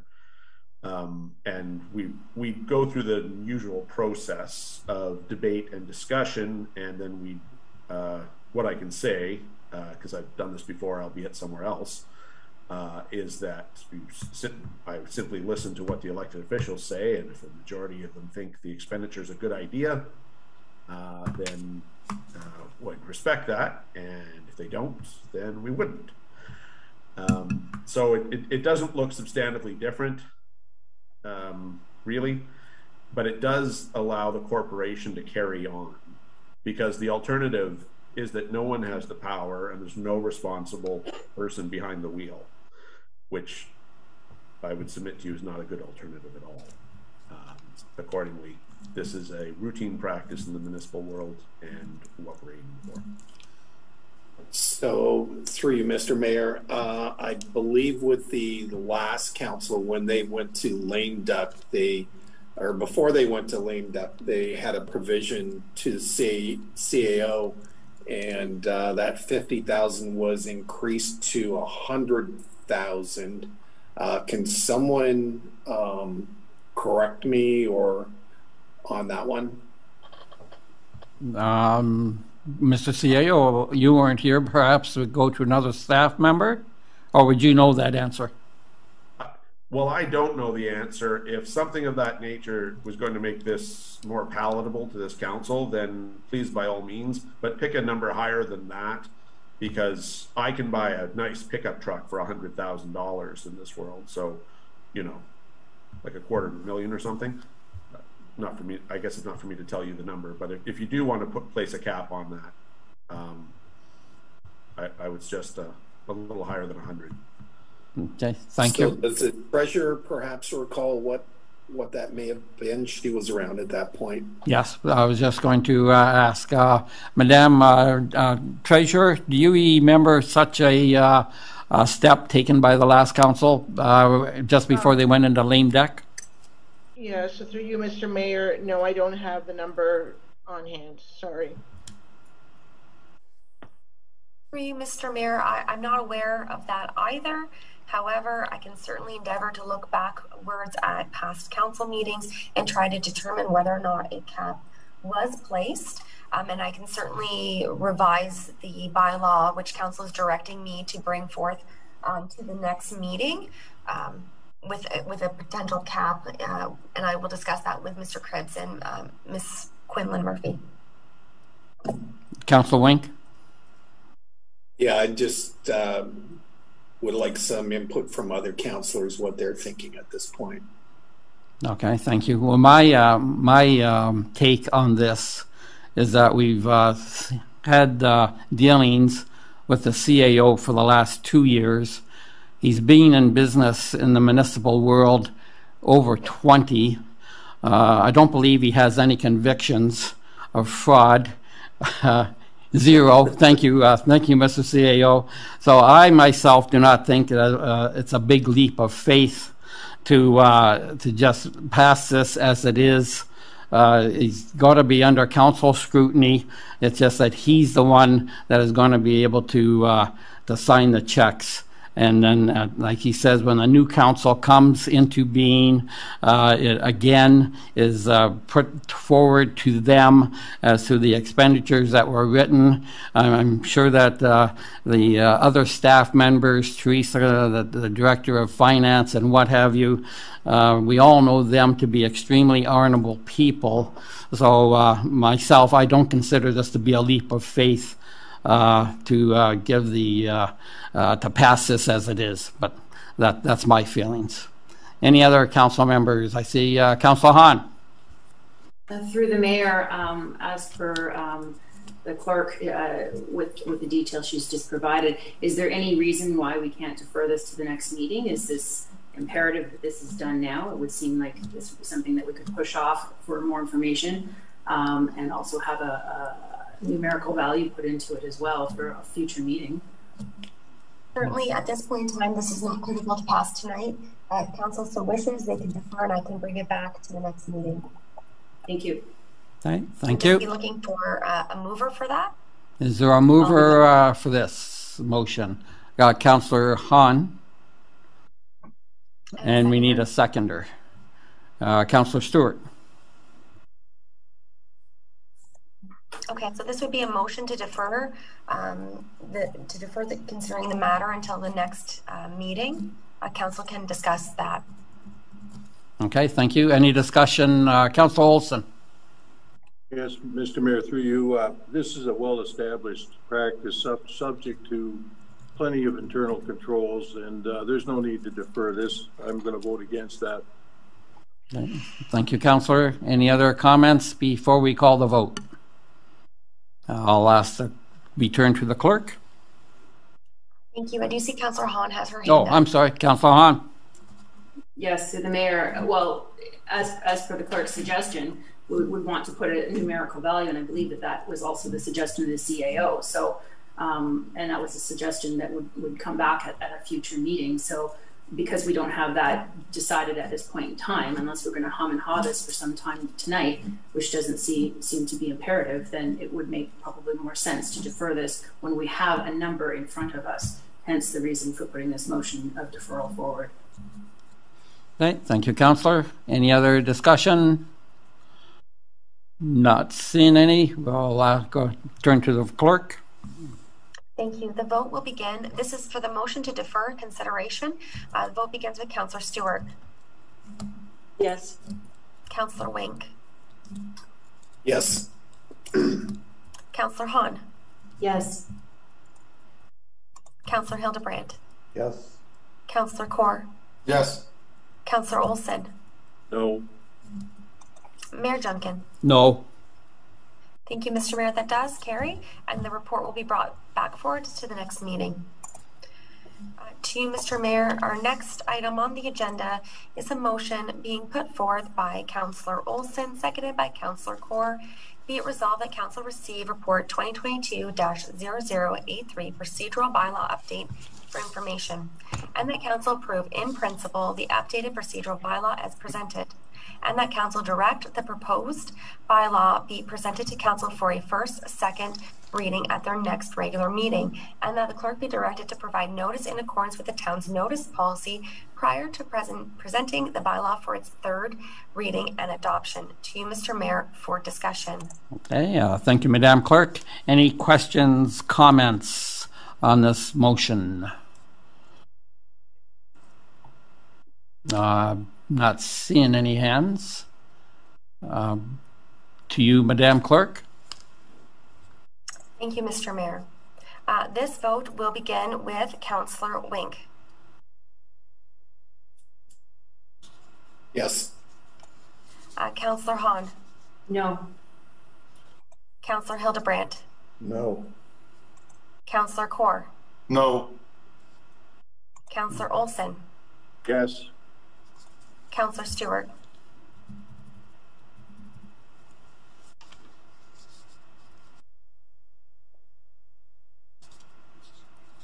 Sorry, no. Mayor Junkin. Yes. Thank you, Mr. Mayor. We do have 4 noes, therefore it is defeated. So if I may say something, usually if we are going to vote against something, we usually have a debate to give staff direction as to why we're not voting for this.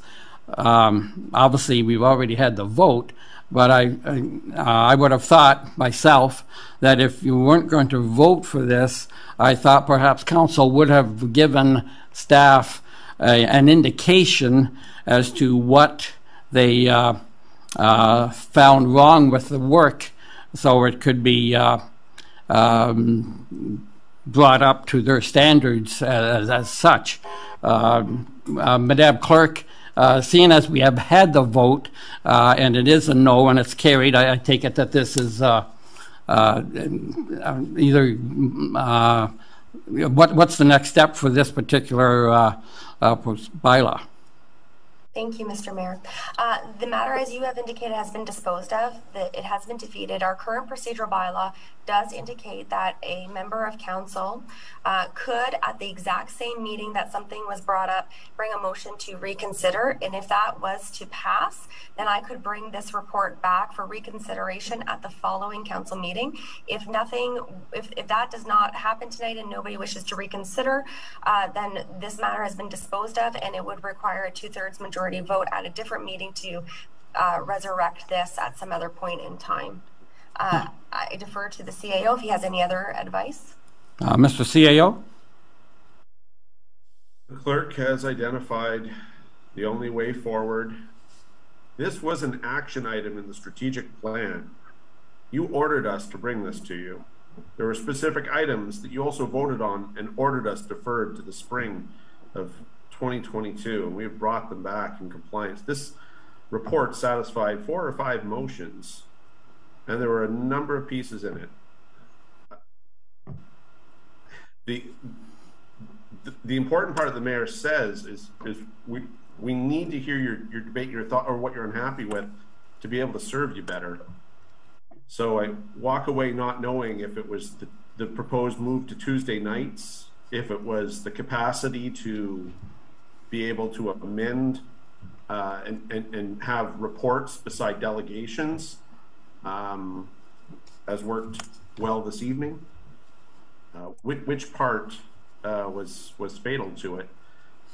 At any rate, certainly hope we reconsider and at least let us know what was unsatisfactory, because ultimately this procedural bylaw is important, but it's most important for council, for you to be able to control this corporation and lead this community in the most efficient manner possible. It's not, I mean, staff do gain some benefit from having a clear procedural bylaw, but I would submit to you respectfully, the dominant beneficiaries are the 7 of you.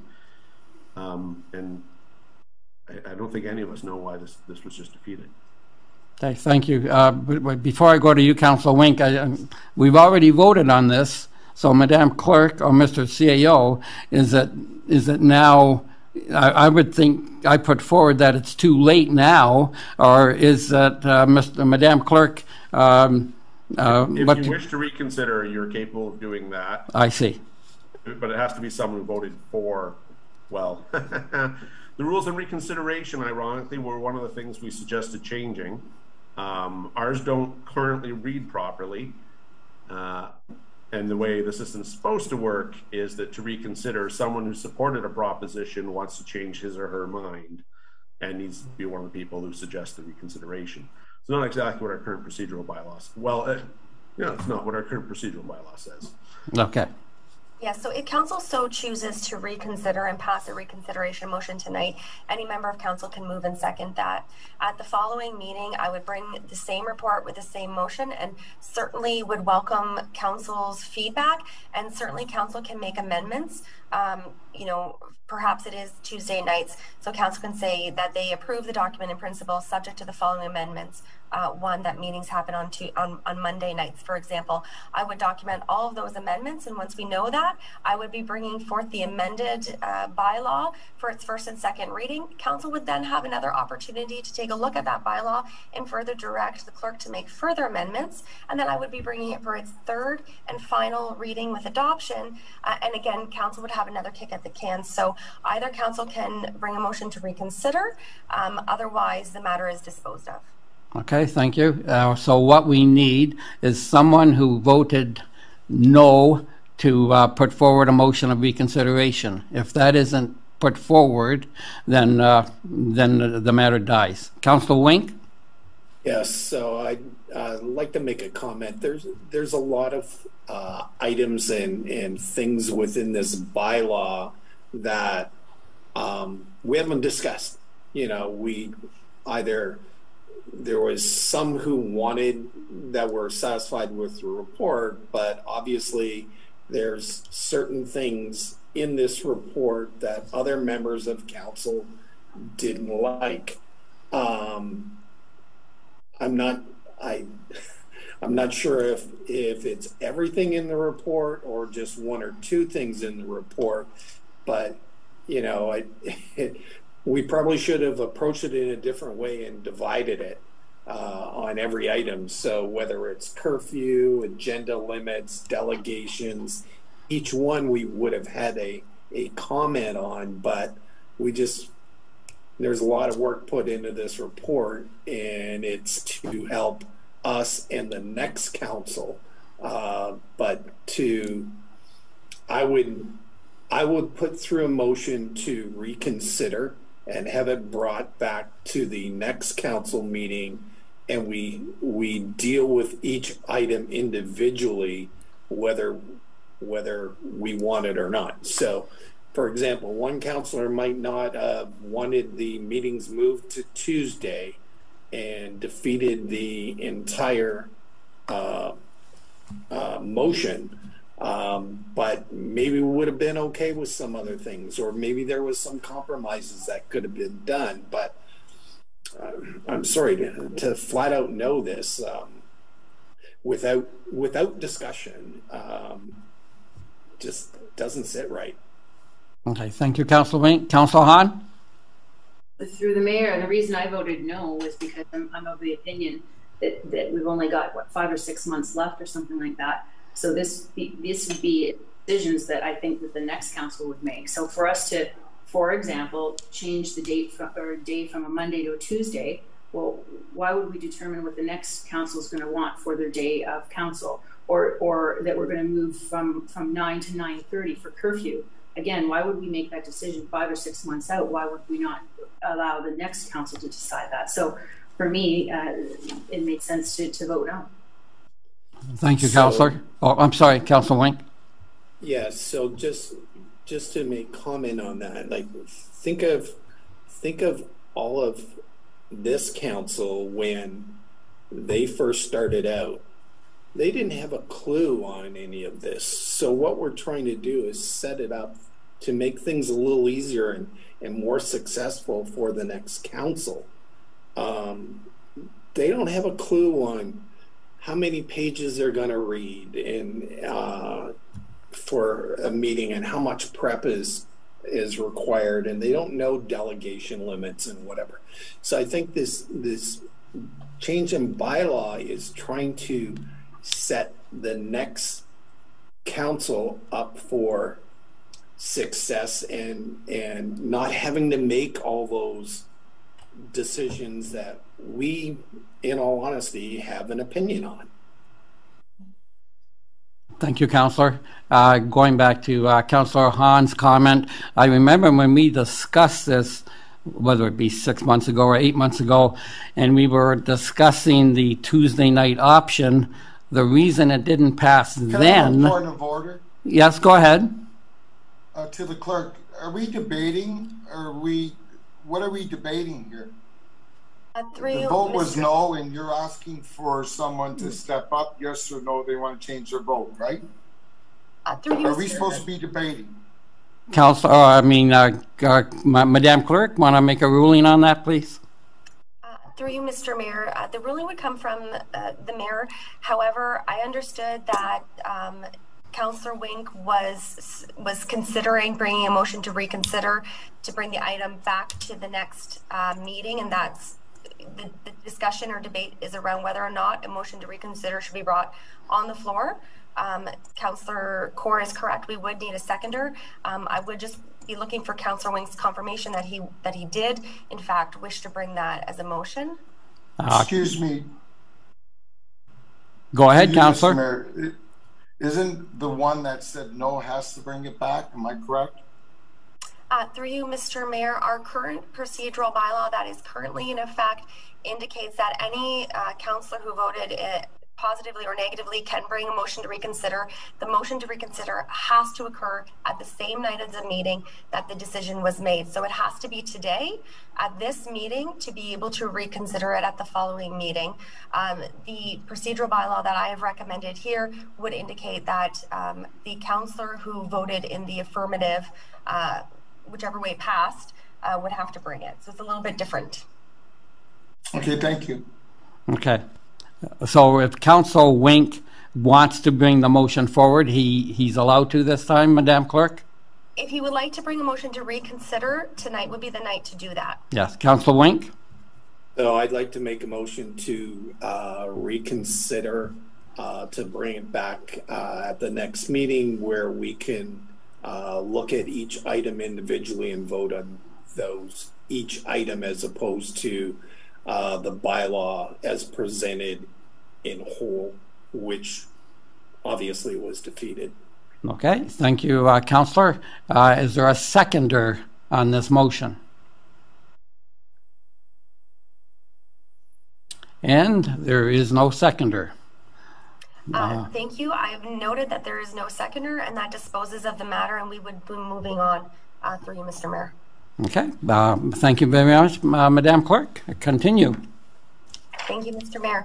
That does bring us to our next item, which is the unfinished business. And I do have a motion put forth by Councillor Stewart, seconded by Councillor Wink. Be it resolved that Council receive a request for an exemption of noise bylaw number 3130-2010 as amended, dated March 24th, 2022, and the attached additional detailed letter dated April 6th, 2022 for information, and that Council approve the noise bylaw exemption at 2 College Street, Fonthill, Ontario, May 22nd, 2022 from 2 p.m. to 8 p.m. To Mr. Mayor for discussion. Okay, thank you, Madam Clerk. Any comments or questions on this bylaw? Go ahead, Councillor Hildebrand. Through you, Mr. Mayor.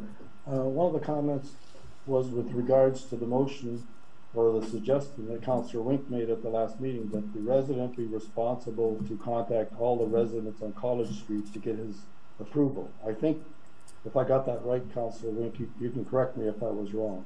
And I've got a notification from one of the residents that said he was not contacted.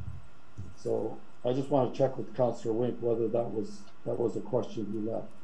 Well, that was a question that was asked the gentleman.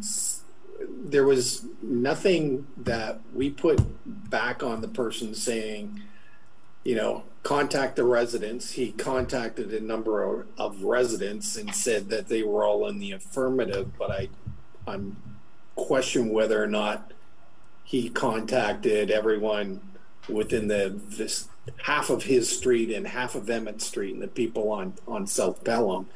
He just, from what I understand, he asked a few neighbors, and in fact, invited some of those neighbors to the party, which is always a good thing to get a positive vote for. So yeah, you're correct. I asked for all the neighbors, but this is what we've got. Thank you. Perhaps the chief is here, chief bylaw, top bylaw guy. Chief, have you got any comments to make on this application at this time? Well, from our experience, bylaws experience, the people that step up and ask for these permissions are well organized and they're respectful. The people that easily go offside with these noise problems and complaints of the people that don't ask for permission, they just do it, and then we get the complaints afterwards. So these people seem to be legit and concerned, and we can express it to them that they need to contact a bigger area of the neighborhood to let them know. But this is not going to be any means a rock concert. It's going to be a small couple-piece band. It's well within our timelines, 2 to 8. It's not past the deadline. So I wouldn't anticipate any issues at all. Sorry, I wouldn't anticipate any problems with this event. Okay, thank you for that, Chief Limburner. Councillor Hildebrand, you had your hand up. Yeah, through you, Mr. Mayor. I was contacted by a resident. He said the venue was going to entertain a heavy rock band, and that's what concerned him. And he suggested the resident select a venue that's acceptable, like Peace Park, or apply for MCC or some other area to apply. So I will not be supporting the motion to give them an exemption. Okay, thank you. Councillor Corr? Through you, Mr. Mayor, to the chief. If we permit to pass this, and if it gets out of control, could we go back and stop the music, or we haven't? Our hands are tied.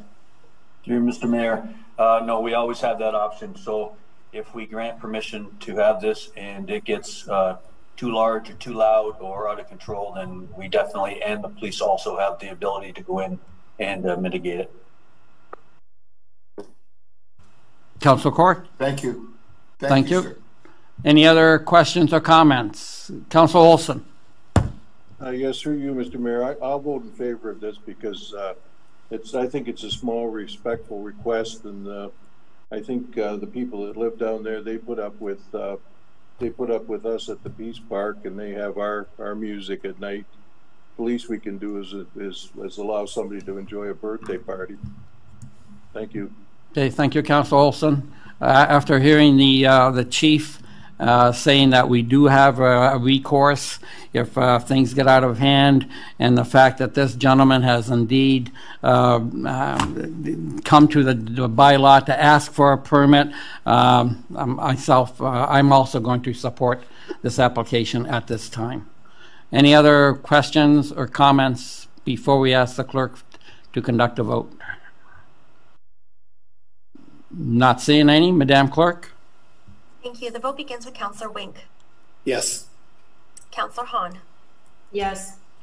Councillor Hildebrandt. No. Councillor Corr. Yes. Councillor Olson. Yes. Councillor Stewart. Yes. Mayor Junkin. Yes. Thank you, Mr. Mayor. That does carry. Mr. Mayor, that does bring you to the presentation consideration of bylaws. We do have a motion put forth by Councillor Hahn, seconded by Councillor Stewart. Be it resolved that Council of the Town of Pelham, having given due consideration to the following bylaw, do now read a first, second, and third time into pass same, and that the mayor and clerk be and are hereby authorized to sign and seal the bylaws. 1. Bylaw 4446. 2022 being a bylaw to amend bylaw number 4068/2019 as amended, confirming various appointments to boards, commissions, and committees of the Town of Pelham, and to appoint a member to the Town of Pelham Summerfest Committee Schedule N. 2. Bylaw 4447/2022 being a bylaw to amend zoning bylaw 1136/1987 as amended for lands located on the southeast corner of Port Robinson Road and Station Street, legally described as part of Lot 172, formerly Township of Thorold, now in the town of Pelham. The zoning bylaw amendment rezones the lands from agricultural A zone to the following zones: residential 2-316, R2 316, residential multiple 1-317, RM1-317, residential multiple 2-318, RM2 318, East Fawn Hill open space EF-OS, East Fawn Hill Stormwater Management EF-SWM, East Fawn Hill Environmental Protection EF-EP. To you, Mr. Mayor, for discussion. Thank you, Madam Clerk. Any discussion, questions on these bylaws? Not seeing any, Madam Clerk. Thank you, Mr. Mayor. This vote begins with Councillor Hahn. Yes.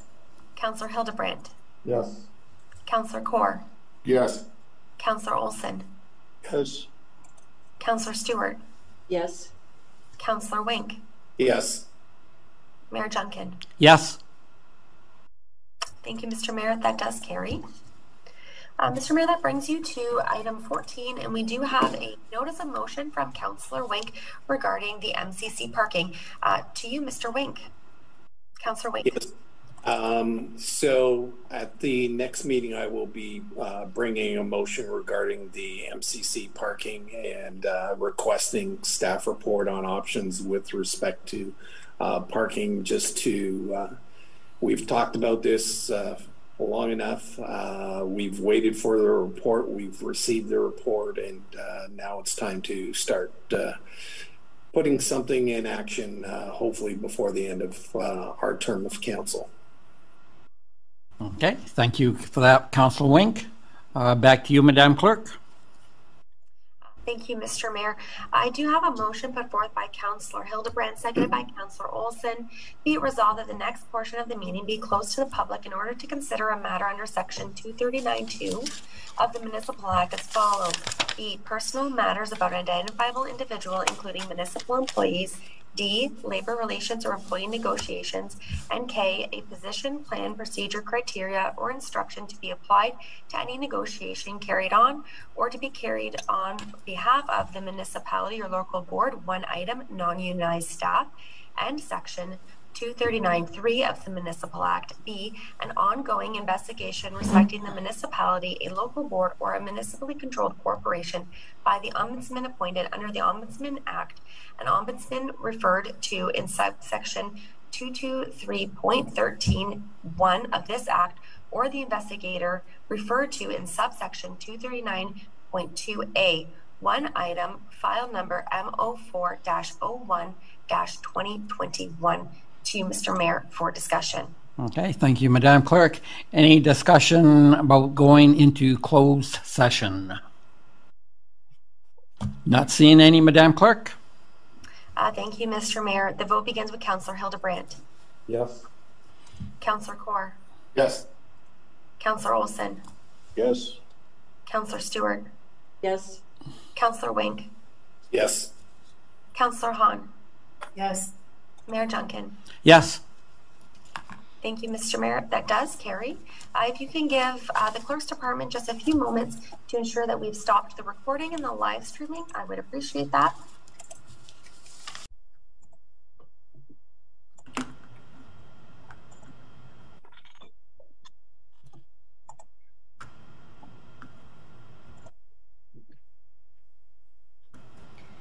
Through you, Mr. Mayor, I can confirm that the live stream and recording has begun.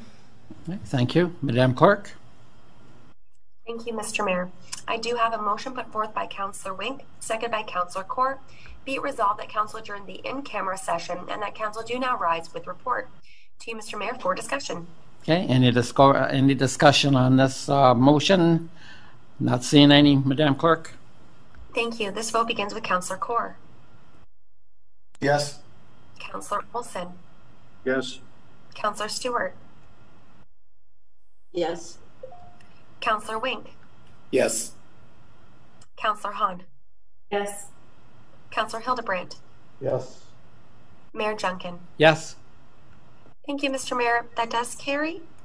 Mr. Mayor, I do have a motion put forth by Councillor Kaur, seconded by Councillor Hildebrandt.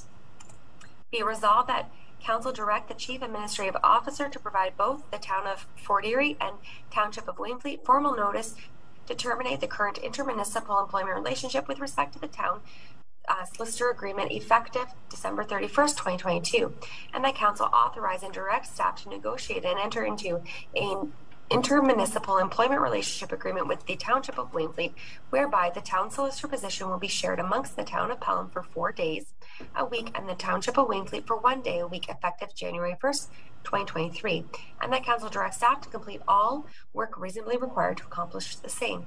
Mr. Mayor, any discussion? Okay, thank you. Any further discussion on this motion? Not seeing any, Madam Clerk. Thank you. The vote begins with Councillor Olson. Yes. Councillor Stewart. Yes. Councillor Wink. Yes. Councillor Hahn. Yes. Councillor Hildebrandt. Yes. Councillor Kaur. Yes. Mayor Junkin. Yes. Thank you, Mr. Mayor. That does carry.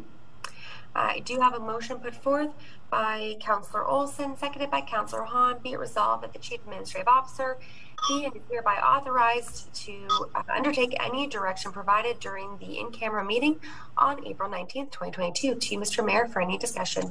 Okay, thank you. Any discussion on this item? Not seeing any, Madam Clerk. Thank you. The vote begins with Councillor Stewart. Yes. Councillor Wink. Yes. Councillor Hahn. Yes. Councillor Hildebrandt. Yes. Councillor Kaur. Yes. Councillor Olson. Yes. Mayor Junkin. Yes. Thank you, Mr. Mayor. That does carry. Mr. Mayor, I do have a motion put forth by Councillor Kaur, seconded by Councillor Stewart. Be resolved that the following bylaw be ready first, second, and third time and passed, being bylaw number 4448, 2022, to adopt, ratify, and confirm the proceedings of Council of the Town of Pelham at its regular meeting held on the 19th day of April 2022. To you, Mr. Mayor, for any discussion. Any discussion? Not seeing any, Madam Clerk. Thank you. The vote begins with Councillor Stewart. Yes. Councillor Hahn. Yes. Councillor Hildebrandt. Yes. Councillor Kaur. Yes. Councillor Olson. Yes. Councillor Wink. Yes. Mayor Junkin. Yes. Thank you, Mr. Mayor. That does carry. Mr. Mayor, I do have a motion put forth by Councillor Olson, seconded by Councillor Hildebrandt. Be it resolved that this regular meeting of Council be adjourned until the next regular meeting scheduled for May 3rd, 2022 at 5:30 p.m. To you, Mr. Mayor, for any discussion. Any discussion, Council? Not seeing any. Thank you. The vote begins with Councillor Wink. Yes. Councillor Hahn. Yes. Councillor Hildebrandt. Yes. Councillor Kaur. Yes. Councillor Olson. Yes. Councillor Stewart. Yes. Mayor Junkin. Yes. Thank you, Mr. Mayor. That does carry. It is 9:13, and you can gavel out your meeting. Thank you, Madam Clerk. Good night, everyone. And Holly, get well soon.